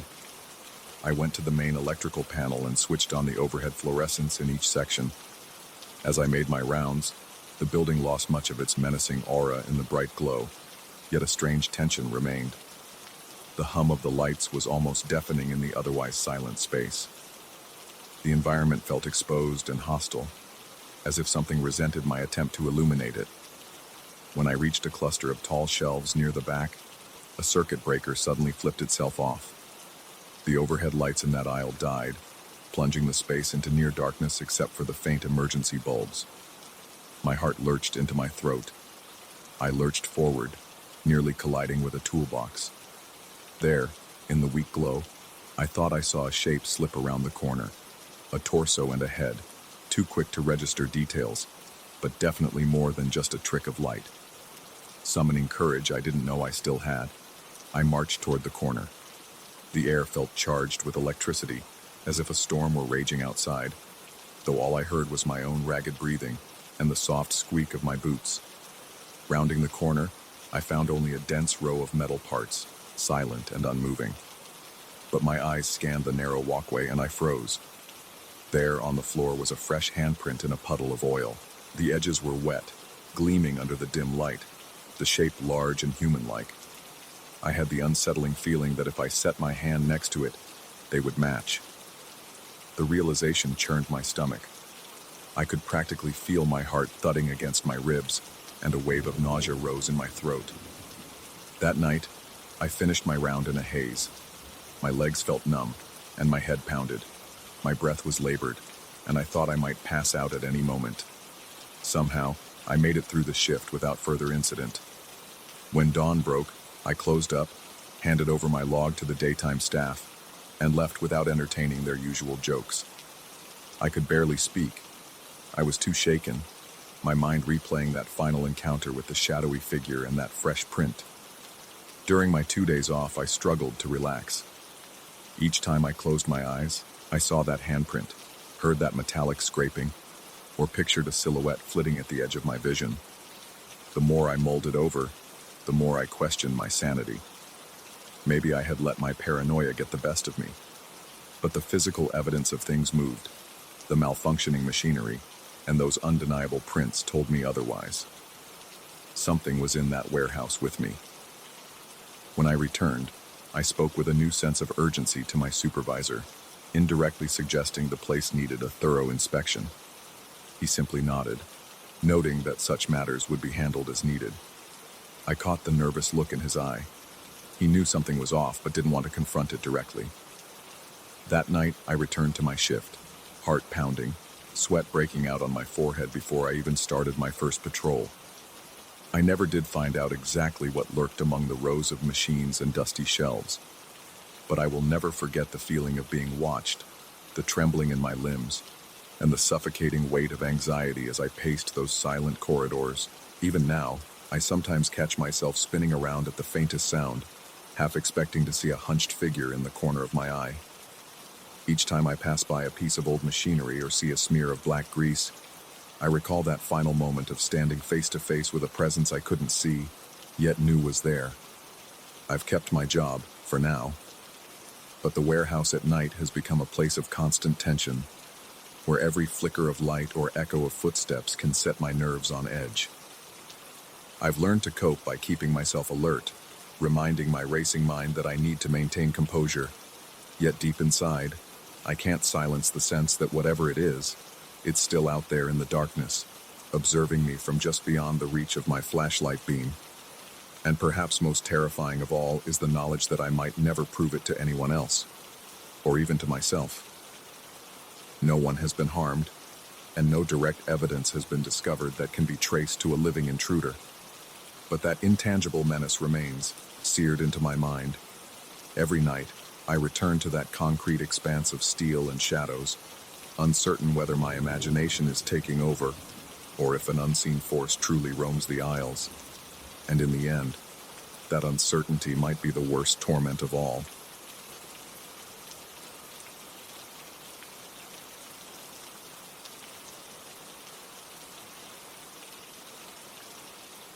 The wind off the ocean felt more like the breath of something waiting to exhale than a simple breeze. It rushed in through gaps in the windowsills, carrying a chill that refused to fade, even during the brief daylight hours.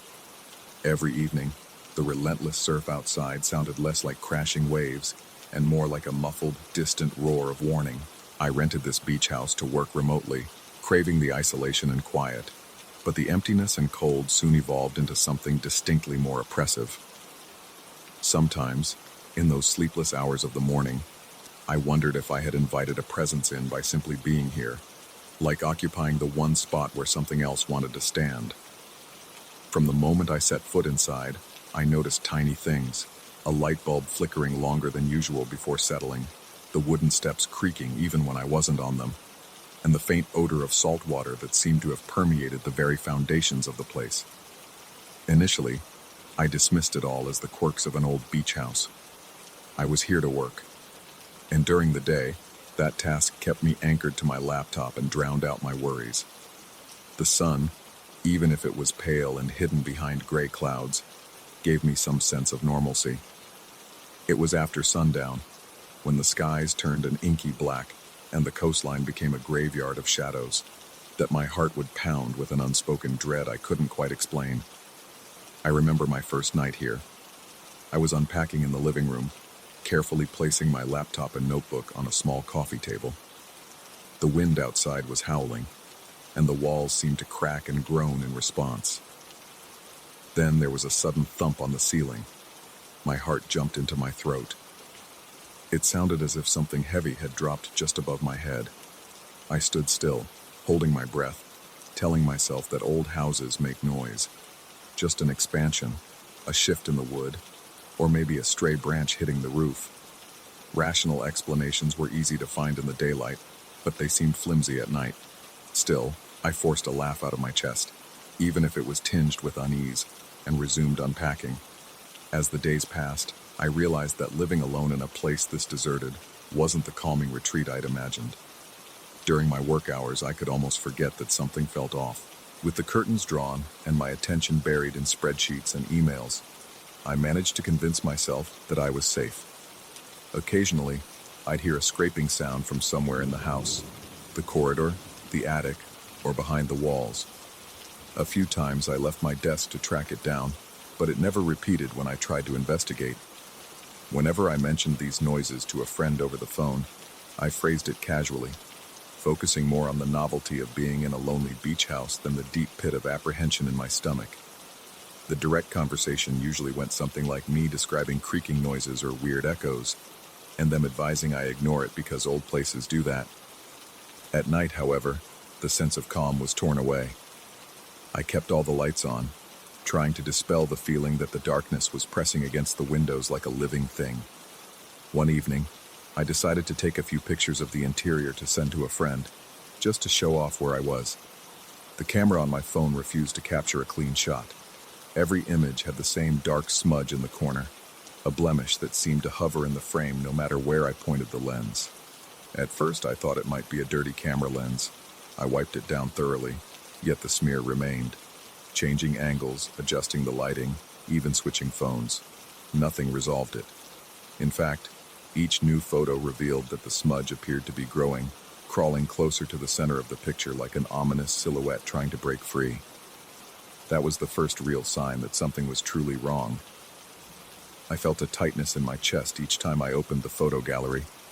It was like receiving a message, but I wasn't sure who or what was sending it. I tried to calm myself by reasoning that maybe there was some glitch, some reflection my eyes couldn't detect, but my gut told me otherwise. Gradually, the nights grew colder and the air felt denser, heavy with an almost electric tension. The corridor leading to the bedrooms became a place of particular dread. It was narrow, with dark wood panels and a small overhead light that flickered intermittently. Passing through it, I'd feel a prickling on the back of my neck, as if eyes were observing me from the corners. My pulse would quicken, the hairs on my arms would stand up, and I'd find myself nearly sprinting to my room just to escape that suffocating sensation. I tried leaving the corridor light on around the clock, but I'd find it mysteriously switched off the next time I walked by. The bulb never seemed to be dead.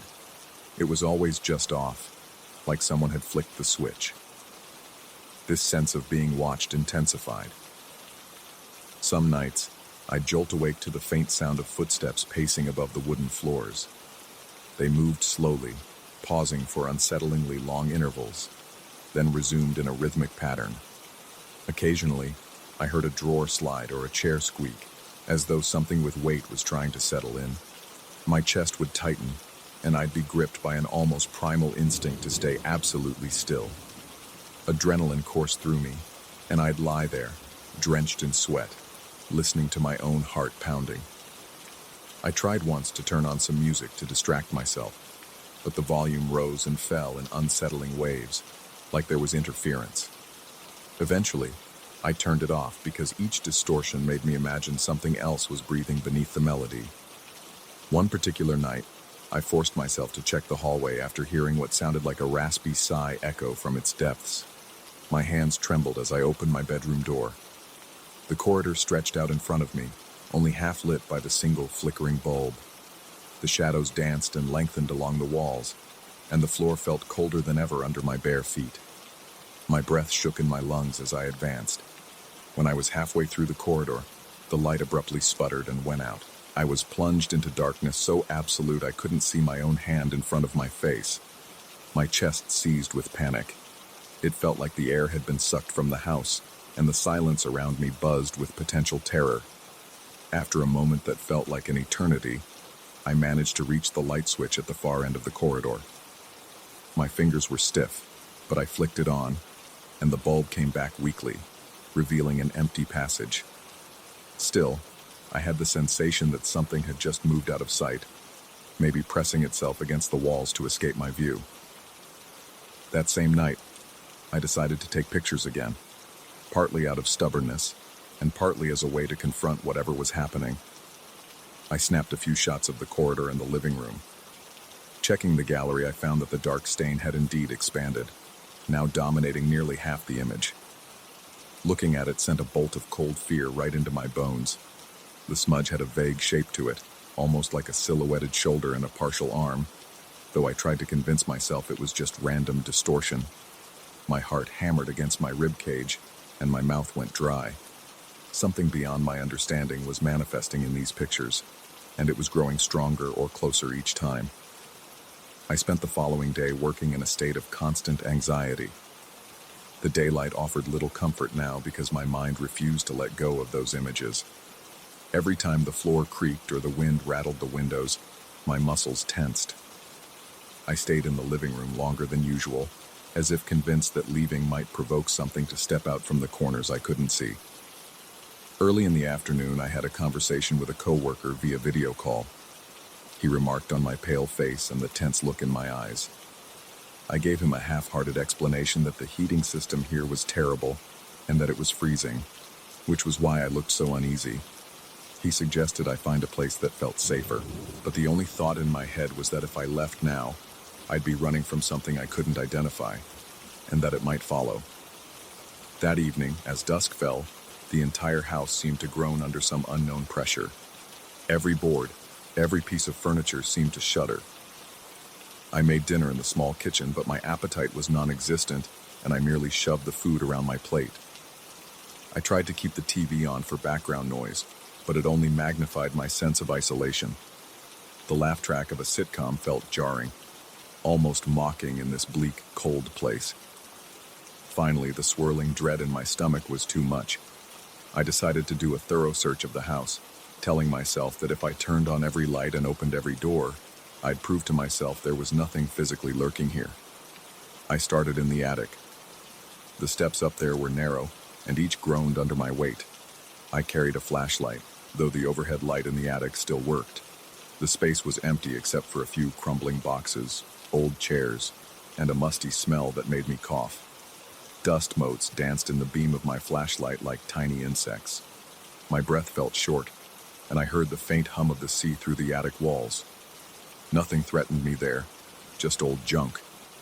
Yet, as I turned to go back down, I felt a shifting behind me, like someone had stepped forward.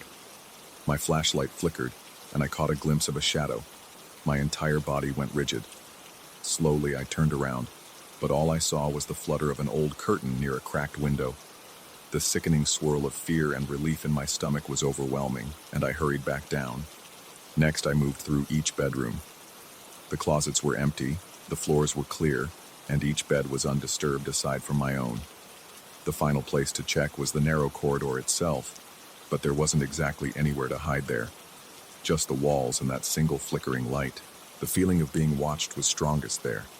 A tangible wall of dread so potent that I broke out in a cold sweat.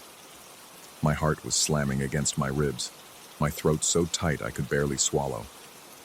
Even though I saw nothing, I still felt pinned under an unseen stare. Later, I tried to calm myself by cleaning the living room, as if doing something domestic might distract me. It only reminded me of the unnatural hush in this beach town off-season. No cars passed by outside, no voices echoed on the sand. The only constant was the roar of the ocean and the house's relentless creaking. Whenever the temperature dropped, I could sense the approach of that presence, if it even was a presence. Part of me wondered if I was simply unraveling psychologically. Maybe this isolation and the stress of my job had collided in my head, forming hallucinations. But then I would recall the photographs, and how there was indisputable evidence of something in those images that refused to go away. That night, as I sat in the living room with every light on, I scrolled through the pictures for the 100th time. The smudge had now enveloped most of the frame in the latest shots, leaving only a narrow border of the actual room. My heart pounded, and I felt a queasy sense of resignation, as if I were losing a tug-of-war for my own sanity. The strangest part was that the shape in the darkness almost looked like it had depth, like if you stared at it long enough, you'd swear you could make out the curvature of a face or the negative space of eyes. My skin crawled with the realization that this was not just an artifact of the camera. It felt like a step behind me, watching my every move and capturing itself in the photos. That was when I made the choice. I had to leave. I was done trying to rationalize what was happening. If I stayed another night, I knew my mind might fracture for good. Quickly gathering my belongings, I avoided looking down the corridor. Even from the corner of my eye, I could sense a shifting darkness there, as though it was coiling, ready to strike. My hands were shaking uncontrollably, and my breathing was shallow, but I managed to pack the essentials. With trembling steps, I walked toward the front door, suitcase in one hand and laptop bag in the other. Just as I reached the threshold, the overhead lights flickered violently, plunging the house into darkness for a split second. My heart nearly stopped. In that moment of blackness, I felt something brush against my arm, a cold, almost damp sensation that made me recoil. Then the lights blinked back on. I twisted the doorknob and practically stumbled out onto the porch. The cold, salty air blasted me, but I no longer cared. I just needed to get away. As I stepped off the porch, I glanced back at the windows. For a moment, it seemed like there was a figure standing behind the glass, but it disappeared the instant my eyes focused. My skin prickled, and I almost lost my grip on the suitcase. Fighting my instinct to freeze, I walked quickly to my car. The engine turned over with a reassuring roar. I backed out of the driveway, not caring about the noise or the gravel flying under my tires. My pulse thundered in my ears, and every nerve in my body screamed with the raw energy of flight. Once I hit the main road, I felt an unexpected clash of relief and lingering terror. The sensation of being watched lessened, but it refused to vanish completely. My lungs still worked overtime, and I kept glancing at the rearview mirror, half expecting to see that dark shape perched in the back seat. But it was just me in the reflection, just me and a haunted expression I barely recognized. I drove until the house was far behind, finally pulling over at a rest stop along the deserted coastal highway. My hands were shaking so hard that it took me several tries to switch off the ignition. I sat there in the silent car, heart pounding, trying to piece together what had just happened. My sanity felt precariously balanced, teetering between the relief of escape and the dread of not fully understanding what I had escaped from. Even now, as I recount the experience, there's a part of me that wonders if I left something behind in that house. Or, more disturbingly, if I brought something with me. Each time I scroll through the photos on my phone, I see the final images taken in that corridor, the ones where the darkness has almost completely devoured the frame. My chest tightens, and my mouth goes dry. I keep thinking I should delete them, but I can't. Maybe I'm still searching for an explanation, a way to prove to myself that I'm not crazy. Or maybe I'm subconsciously leaving the door open for whatever that smear was. Whenever I recall the sound of those footsteps and the oppressive stillness in that corridor, my pulse quickens all over again. No matter how many miles I put between me and that house, the memory clings to my mind like a stain. Sometimes I wake in the middle of the night, heart racing, convinced I hear furniture creaking in the next room. In those moments, I force my eyes closed, telling myself I am safe. But a small voice in my head whispers that the darkness I fled might not be confined to that cold, hollow beach house. And in that whisper lies a truth more terrifying than anything I encountered there.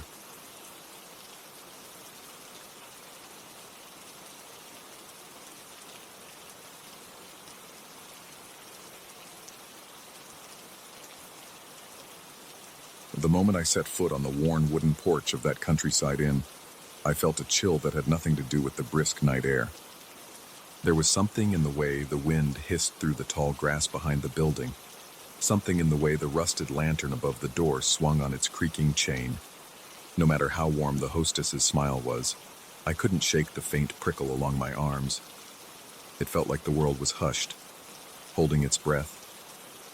And I wondered, in that first instant, if perhaps I shouldn't have come at all. I had driven for hours on a winding road to escape the suffocating pulse of the city. My nerves were fried from endless weeks of deadlines, honking cars and cramped subways. When I found the listing for a modest inn in the countryside, quiet, remote, and apparently run by a sweet elderly lady, I didn't hesitate. The promise of open fields and a slower pace felt like exactly what I needed. Even the exterior, with its chipped paint and ivy crawling up the sides, struck me as charming at first. The lady who greeted me looked thrilled to have a guest. She suggested I take a large room at the end of the corridor, which she said had the best view of the field out back. The bed was big, the furniture simple, and the window overlooked acres of farmland that seemed to stretch into infinity. Something about that vastness settled me, at least momentarily. My first night was peaceful. I slept more soundly than I had in weeks. Perhaps it was the rural silence or the gentle rocking of the old pipes in the walls. But all day afterward, I felt a strange pinch in my gut whenever I thought of that corridor outside my door. It was long and unlit at night, with dark wooden floorboards that groaned even under my lightest step. The overhead lamps were so weak they created more shadow than illumination. It gave me the sense I was walking through a tunnel that never ended, and every time I glanced behind me, I could have sworn the darkness moved, as if shifting to keep pace. Still, it was easy enough to dismiss those feelings as leftover stress from city life. I reminded myself I was there to relax. I fell asleep easily on my second night, lulled by the soft glow of the moon on the endless field. At first, I dreamed of nothing in particular, just swirling images of open country roads and dust under my shoes. But a sudden piercing ring tore me from sleep so abruptly that I jolted up, heart pounding as if I had just sprinted a mile. My mouth was bone dry, my hands already clammy. I glanced at the bedside clock. It read 3 hours a.m. The old-fashioned phone on the nightstand was shrieking into the silence. My heart thundered in my chest at the intrusion. Who would call at that hour? I hesitated, my hand hovering above the receiver, uncertain whether I wanted to know who was on the other end. The ring persisted, echoing off the walls. Finally, I snatched the handset and pressed it to my ear. Static greeted me, a low crackle that spiked every few seconds. Beneath that static, there was a faint noise that sent goosebumps racing up my arms. It sounded like someone breathing, slow and ragged. I whispered a tentative greeting, but there was no voice in return. Just static, crackle, then that breath again. I repeated myself, a little louder, but only got more of the same. My pulse thumped uncomfortably against my throat. I hung up, trying to calm the trembling in my fingers. I considered that maybe there was a glitch in the phone system. It was an old place after all, and old wiring can do funny things. The next morning, I approached the reception area and mentioned the call. The receptionist on duty, a middle-aged man who spoke in a cautious, polite tone, told me politely that no one had used the phone lines at that time. He assured me the phone system was reliable and well-maintained. I remember him emphasizing that point, as if my complaint had offended the inn's reputation. He looked genuinely puzzled when I insisted the phone had rung, right at 3 a.m. That night, I went to bed uncertain, an uneasy coil twisting in my stomach. I'd been looking forward to this trip as an escape from stress, yet there I was, wide awake, paranoid about the phone. Eventually, exhaustion got the better of me. I managed to drift off, but the dread in my chest never truly lifted.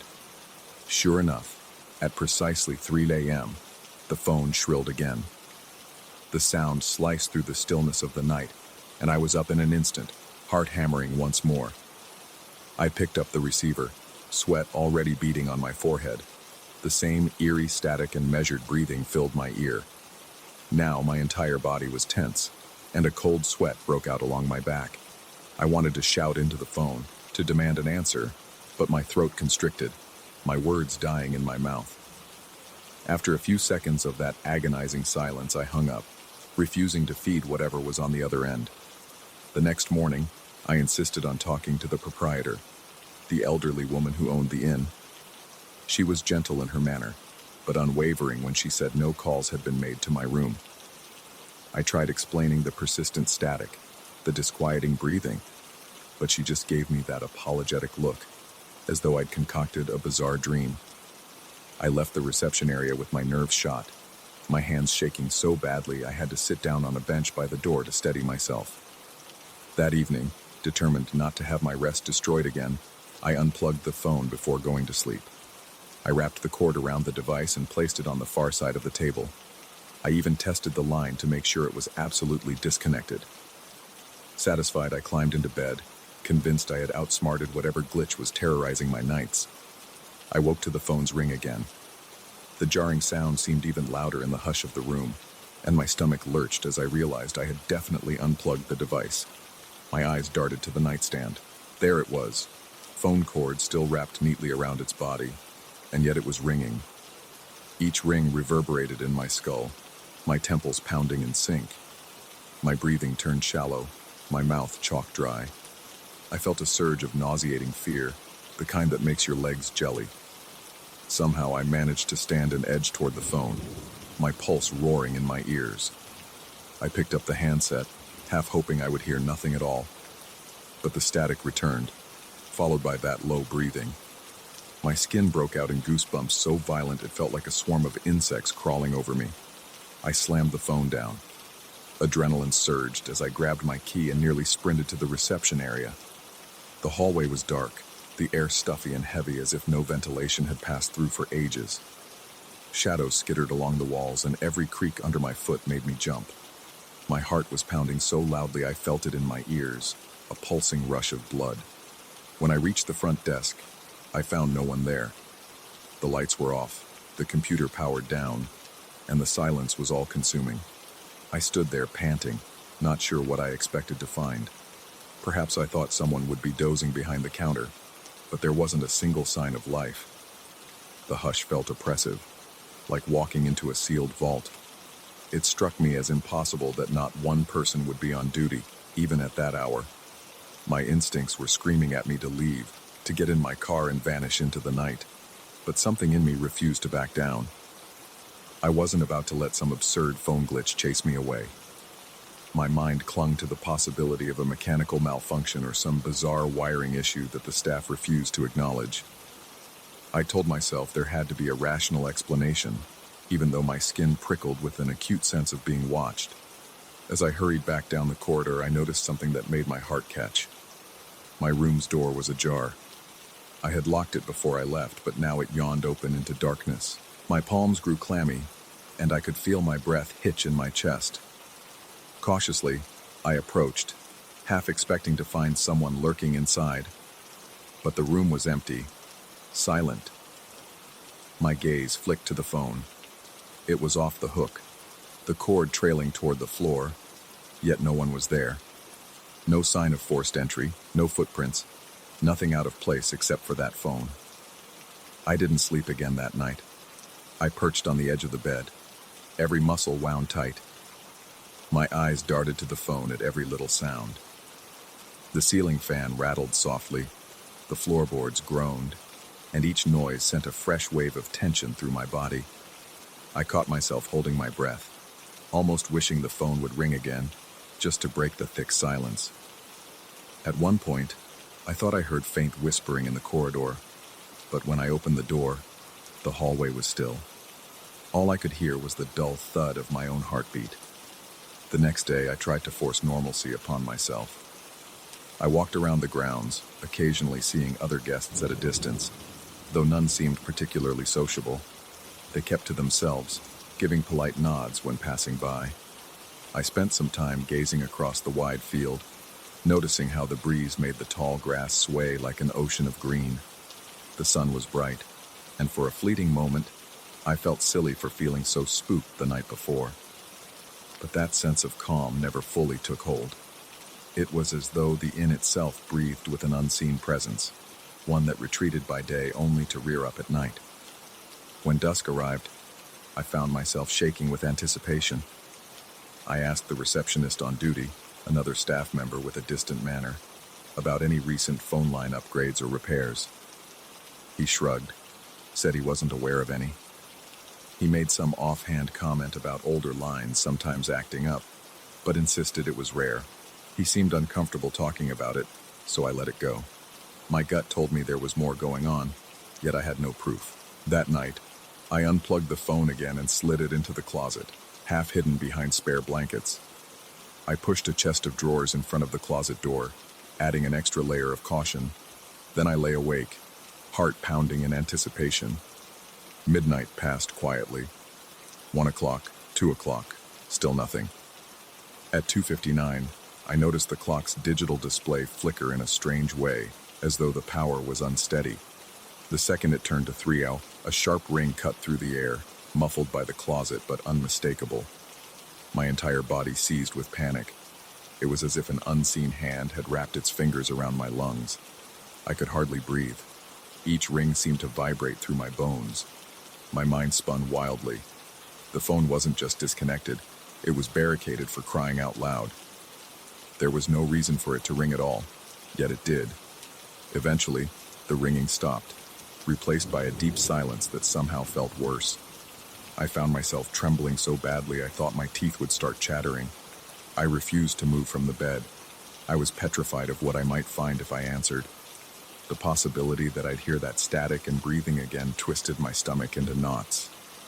And then I heard scraping, like nails lightly scratching from the inside of the closet door. My heart lurched so violently that my vision blurred. It was the softest sound, yet it cut through the hush with surgical precision. It lasted only a few seconds, but the terror it induced felt overwhelming. My skin burned with cold sweat. I started to wonder if I was losing my mind. Could stress conjure up these experiences? Was I so exhausted that I was hallucinating? In the morning, everything looked mundane again. Sunlight streamed through the window, illuminating harmless furniture and walls. But I felt hollow-eyed, my nerves shot to pieces. I resolved to speak with the elderly owner one more time, determined to get answers. When I caught her in the dining area, she seemed preoccupied, but I insisted on describing every detail. The repeated calls at 3 a.m., the static, the breathing, and the last night's scraping from behind the closet door. She looked at me with a mix of sympathy and unease, then quietly said she would check the lines again. She spoke in a hushed tone, as if not wanting to attract attention from other guests. Something in her eyes suggested she knew more than she admitted. But all she said, her voice quivering slightly, was that she hoped I could still enjoy my stay. As evening fell, I wrestled with whether to flee the inn altogether. But a stubborn part of me refused to be driven away without confronting the mystery. So, once darkness settled over the fields, I lit a small lamp on the bedside table, left the phone in the closet, and sat quietly, waiting. Minutes dragged into hours. My eyelids grew heavy, but my pulse remained erratic. At 2:59 a.m., I steadied myself, my hands balled into fists. When the display switched to 3:00, I clenched my teeth, preparing for the phone to ring again. Silence reigned. Seconds passed, maybe a full minute, but there was nothing. No call, no scratching. My body remained alert, adrenaline surging. Gradually, a new fear crept in, the kind that made the hair on the back of my neck stand on end. I felt I wasn't alone. An intense prickling sensation swept over my arms, as though eyes were tracking my every move. The overhead light flickered just once. Then a soft creak came from the corridor outside. I stood, swallowing hard, and took tentative steps toward the door. My throat felt tight, breathing shallow. As I placed my hand on the doorknob, it moved under my palm, twisting slightly from the other side. My heart lurched, a cold rush flooding my veins. I yanked the door open, but the corridor was empty, bathed in dim yellow light. Yet I could have sworn I heard a faint whisper near my ear as I stepped into the hallway. I retreated into my room, my mind spinning. Nothing felt safe anymore. Even the walls seemed to press inward, as if the inn itself was alive. I decided in that moment I couldn't stay another night. Whatever was happening, it was beyond rational explanation. My sense of reality felt distorted, my mental state fraying at the edges. The next morning, I gathered my belongings in haste, returning the key to reception. The elderly proprietor was absent, and the man behind the desk barely looked at me as I explained I was leaving earlier than planned. He didn't ask why. He just nodded and processed the paperwork without a word. The final moment of my stay came as I was loading my suitcase into the trunk of my car. In the reflection of the car's rear window, I saw the silhouette of a figure standing in the window of my old room, looking down at me. My entire body seized with panic. The shape was indistinct, featureless, yet clearly there. When I spun around to look directly, the window was empty. That was enough.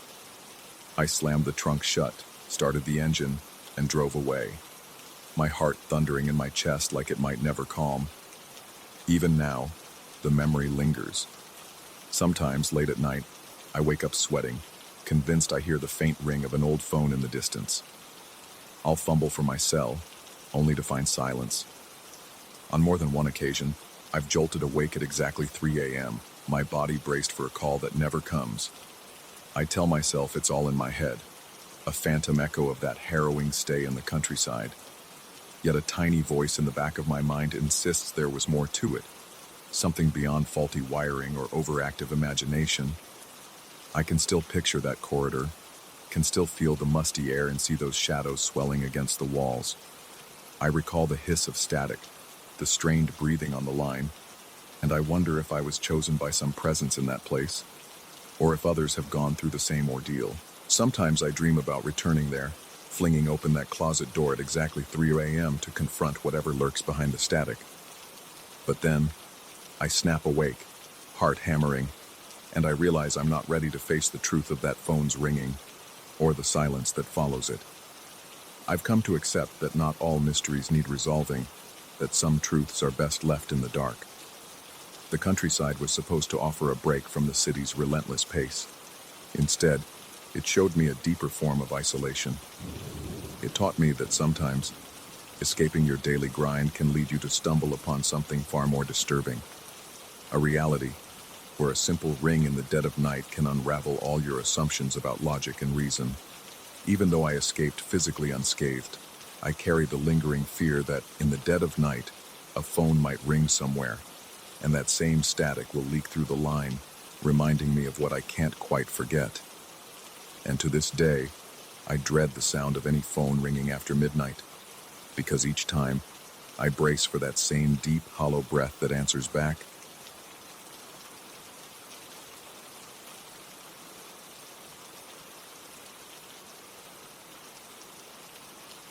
I sensed something was wrong the moment I stepped out of the elevator.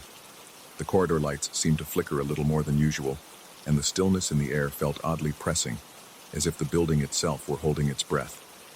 I had stayed late at the office many times before, but that particular night, an unsettling energy seemed to ooze from the walls, creeping into my thoughts. My pulse quickened even before I slid my keycard into the office door. The silence was absolute, broken only by the soft hum of the ventilation system, and the faintest echo of footsteps that disappeared far too quickly to be explained. I work as a data analyst in a modest accounting firm on the 12th floor of a bland, gray high-rise downtown. Most nights, when I do overtime, I'm one of the last people left upstairs. Usually, it's only me and the security guard, who stays in the small station in the lobby near the building's main entrance. The place is all fluorescent light and corporate carpets, with rows of cubicles and tinted windows that reflect the city's skyline. It's not unusual for me to lose track of time, hunched over spreadsheets until my back aches. But that week, something had shifted. Each night felt heavier, as if an invisible presence was pressing down on everything around me. I brushed it off as stress the first couple of times. After all, I had deadlines looming, and I assumed my imagination was just overreacting to the hours I was pouring into my work. On Wednesday, around 9 p.m., I first heard those distinct footsteps in the corridor. They were firm, methodical, and too close to be a simple echo from downstairs. I paused, letting my hands hover over the keyboard, my heart thudding against my rib cage. The sound traveled down the hallway, then halted just before it reached my open door. I called out to see if it might be the security guard checking in, but I got no response. Still, I decided to go take a look. The corridor was completely empty, just the steady glow of the overhead lights, and a row of identical doors leading to empty offices. I peered around the corners, double-checked the elevator area, even stood there listening for any sign of movement. Nothing. The footsteps had vanished, leaving behind an unsettling quiet that made me swallow hard. When I returned to my desk, I noticed something that hit me with a jolt of alarm. A few filing cabinet drawers near my workspace were open, though I distinctly remembered shutting them. Documents and papers I had neatly organized earlier that day were scattered across the floor, as if someone had rifled through them in a hurry. There was no reasonable explanation for why they were in disarray. I was alone. No one else should have been on that floor, and the only set of keys for the filing cabinets remained in my pocket. I knelt down, gathering the scattered papers, feeling my breath quicken. My palms were sweaty, and a prickly chill ran along my arms. I told myself to calm down. Maybe I'd forgotten to close the drawers properly. Maybe I'd knocked them while focusing on a spreadsheet. It was a flimsy excuse, but it was better than spiraling into panic. Over the next few days, the strange incidents intensified. Monitors would flicker on in the dark, illuminating rows of empty desks. The glow would cast warped shadows on the walls, making my heart pound whenever I sensed movement in my peripheral vision.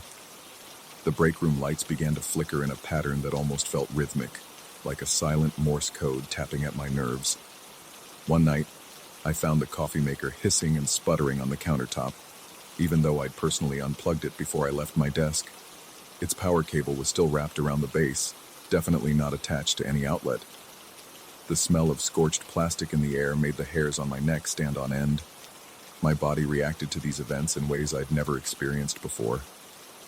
I felt a knot of tension in my stomach that refused to go away, a constant clench that made it difficult to focus on my spreadsheets. My heartbeat was erratic, sometimes surging for no apparent reason. My palms were always damp, and I found myself wiping them on my trousers every few minutes. It was as if my instincts were screaming that I was in danger, even though my rational mind insisted I was just dealing with faulty wiring or a glitch in the building's electrical system. Still, the goosebumps on my arms wouldn't subside, and the bitter taste of fear lingered on my tongue. On Friday, I tried to voice my concerns to the security guard in a roundabout way. I casually mentioned hearing odd noises after hours. He responded in vague terms, suggesting the old building sometimes groaned as the temperature changed, or that the HVAC system could cause strange echoes on the upper floors. He glanced around uncomfortably and added that it was probably just my imagination heightened by fatigue. He looked more concerned about me than anything else, and I found myself feeling foolish for even bringing it up. I tried to laugh it off. Deep down, though, I knew what I'd heard, and seen went beyond mere building noises. That night, I resolved to keep a meticulous checklist before leaving. I double-checked every drawer, ensured every monitor was off, and saw to it that the coffee maker was not only unplugged, but also stored in a cupboard. I even took pictures with my phone, just to reassure myself that I wasn't losing my mind. When I returned on Monday evening, however, the break room light was on, the coffee maker was back on the counter, and one of the monitors near my cubicle was flickering. A stack of papers I'd left on my desk was strewn across the floor. My breath caught in my throat, and I felt a flush of dread spread from my chest to the tips of my fingers. My heart hammered so hard I could hear the blood pulsing in my ears. The photographs on my phone were proof of how I had left things, yet the evidence of tampering was indisputable. I heard the footsteps again that same night, only this time they didn't pause outside my door. They continued, slow and deliberate, down the corridor. I abandoned my desk to investigate. The corridor light seemed to dim at the far end, or maybe it was just my imagination. It felt as if the building had grown longer, the hallway stretching farther than it ever had before. My footsteps felt heavy on the carpeted floor, and each step I took made my pulse spike. The air smelled different, vaguely stale, as though no one had breathed it for years. My mouth went dry, forcing me to swallow repeatedly. I passed several offices, each dark and silent. But at the last office door on the right, I noticed a faint glow. It took everything in me to push that door open. My head throbbed with tension, and my hands trembled. Inside was an office space used for old archives, lit by a single flickering overhead light. It should have been locked. Only 2 keys existed, and one of them was kept in a secure cabinet downstairs. Yet there it was, unlocked and slightly ajar. Boxes of documents were stacked in neat rows against the walls. Dust motes swirled in the stale air. Nothing seemed obviously out of place, but the sense of being watched was overwhelming. My chest felt constricted, and I couldn't help but scan every corner, expecting someone or something to leap out. But the space was empty, aside from those towering boxes and a heavy steel desk in the center. I was ready to bolt back to my own desk when the overhead light flickered off entirely, plunging me into darkness. The few seconds that followed felt endless. My pulse roared in my ears, and my breathing grew ragged. My skin crawled with the prickling sensation of unseen eyes. Then, as abruptly as it had gone dark, the light sputtered back to life, revealing the same vacant room, only now one of the boxes had toppled over, scattering old binders and files across the floor. I let out a shaky exhale, trying to reason that the light malfunction had startled me, and maybe I'd brushed against the box in the dark. But I knew I hadn't moved from my spot near the door. My spine tingled, and a cold sweat trickled down my temples. There was no logical explanation for what I was seeing. I left the room and hurried back to my desk, my legs feeling like lead. Every shadow in the corridor seemed to shift in my peripheral vision. I couldn't shake the sensation that something trailed behind me, just outside my field of view. The elevator ride down to the lobby felt like an eternity. My throat was so tight I could barely swallow, and I caught myself breathing in quick, shallow gulps of air. At the security station, I quietly asked if there had been any power surges or electrical maintenance that could explain the flickers. He looked at his console, shrugged, and mumbled that everything seemed normal. When I asked if he'd come upstairs at any point, he just shook his head. I decided I had to face this situation head-on. On Tuesday, I arrived better prepared. I had my phone's flashlight at the ready, and I brought a small portable camera to record the office while I worked. If something really was moving drawers and messing with electronics, I wanted solid proof. All evening, nothing happened. I stayed until midnight, half expecting the lights to blink or the coffee maker to hiss. But the office was dead quiet.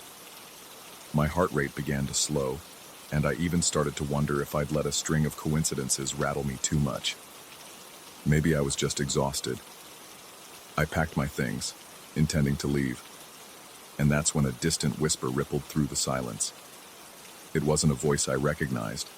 It sounded raspy, as though produced by ancient vocal cords. The words were indecipherable, but the tone was unmistakably urgent, almost pleading. I froze in place, every muscle tense, my skin prickling so fiercely it felt like needles.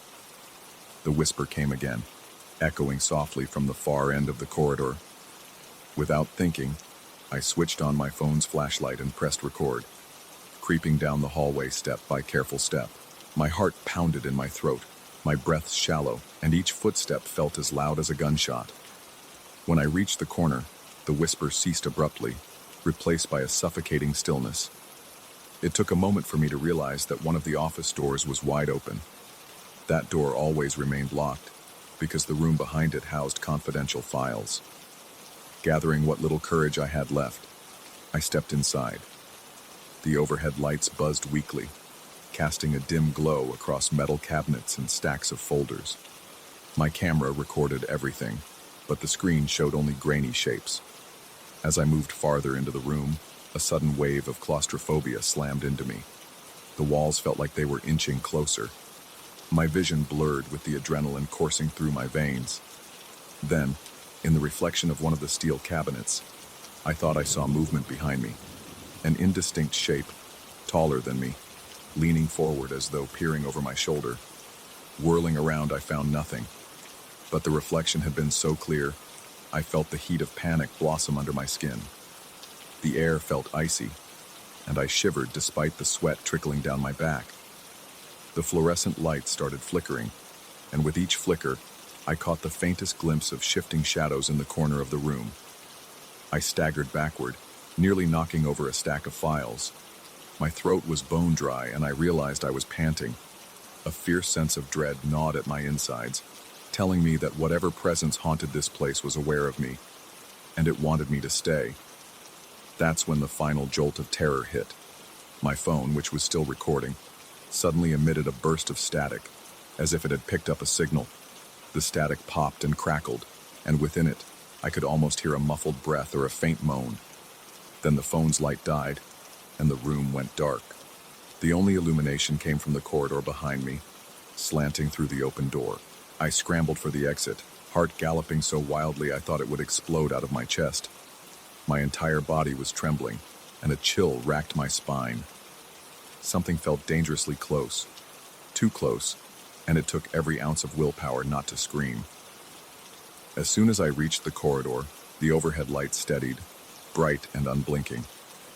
The oppressive tension thinned just enough for me to gather my wits. My legs felt rubbery, but I forced myself to move. I almost sprinted to the elevator, jabbing the button repeatedly until the doors slid open. Inside the elevator, I stared at my reflection in the polished walls, noticing the sweat glistening on my forehead and the wild fear in my eyes. My breath came in ragged pulls. Despite my relief at leaving the 12th floor, I couldn't shake the sensation that something was riding the elevator with me, a faint pressure at my back or a cold brush against my shoulder. When I reached the lobby, the security guard looked up in surprise, probably noticing my pallor and uneven breathing. He asked if I needed help, but all I could do was mutter something about a rough night. I left the building with shaky steps, refusing to look over my shoulder. Even once I was outside, the streetlights felt too bright, and the honking of distant cars seemed surreal. I spent the entire drive home replaying the events in my mind, trying to find a rational explanation. None of it made any sense, and my reflection in the rearview mirror looked as haunted as I felt. I didn't quit my job. I still go in every day, though I avoid staying late whenever possible. If I absolutely must stay, I work with every light in the office blazing and the radio humming softly just to remind me of the world outside. Yet even in daylight, I sometimes sense a flicker at the edge of my vision or hear the faint echo of footsteps in an empty corridor. I still check every cabinet, every monitor, and every door before I leave, taking photos, double-locking everything, sometimes even filming myself. But every morning, something is invariably out of place. It's like an unspoken message from whatever lurks there, a reminder that I'm not alone. And that knowledge clings to my thoughts, leaving me in a constant state of guarded unease.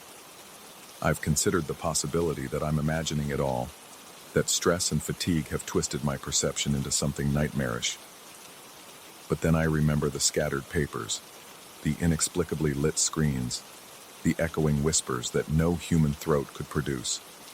Each incident feels like another thread pulling me deeper into a dark tapestry I can't fully see. Even now, I can't decide if I've unwittingly awakened a presence in that old building, or if I've cracked under the pressure of corporate deadlines. Whichever it is, the dread remains, unrelenting and intimate, like a second heartbeat in my chest, reminding me with every late night I spend at my desk that some things refuse to stay buried in the silence.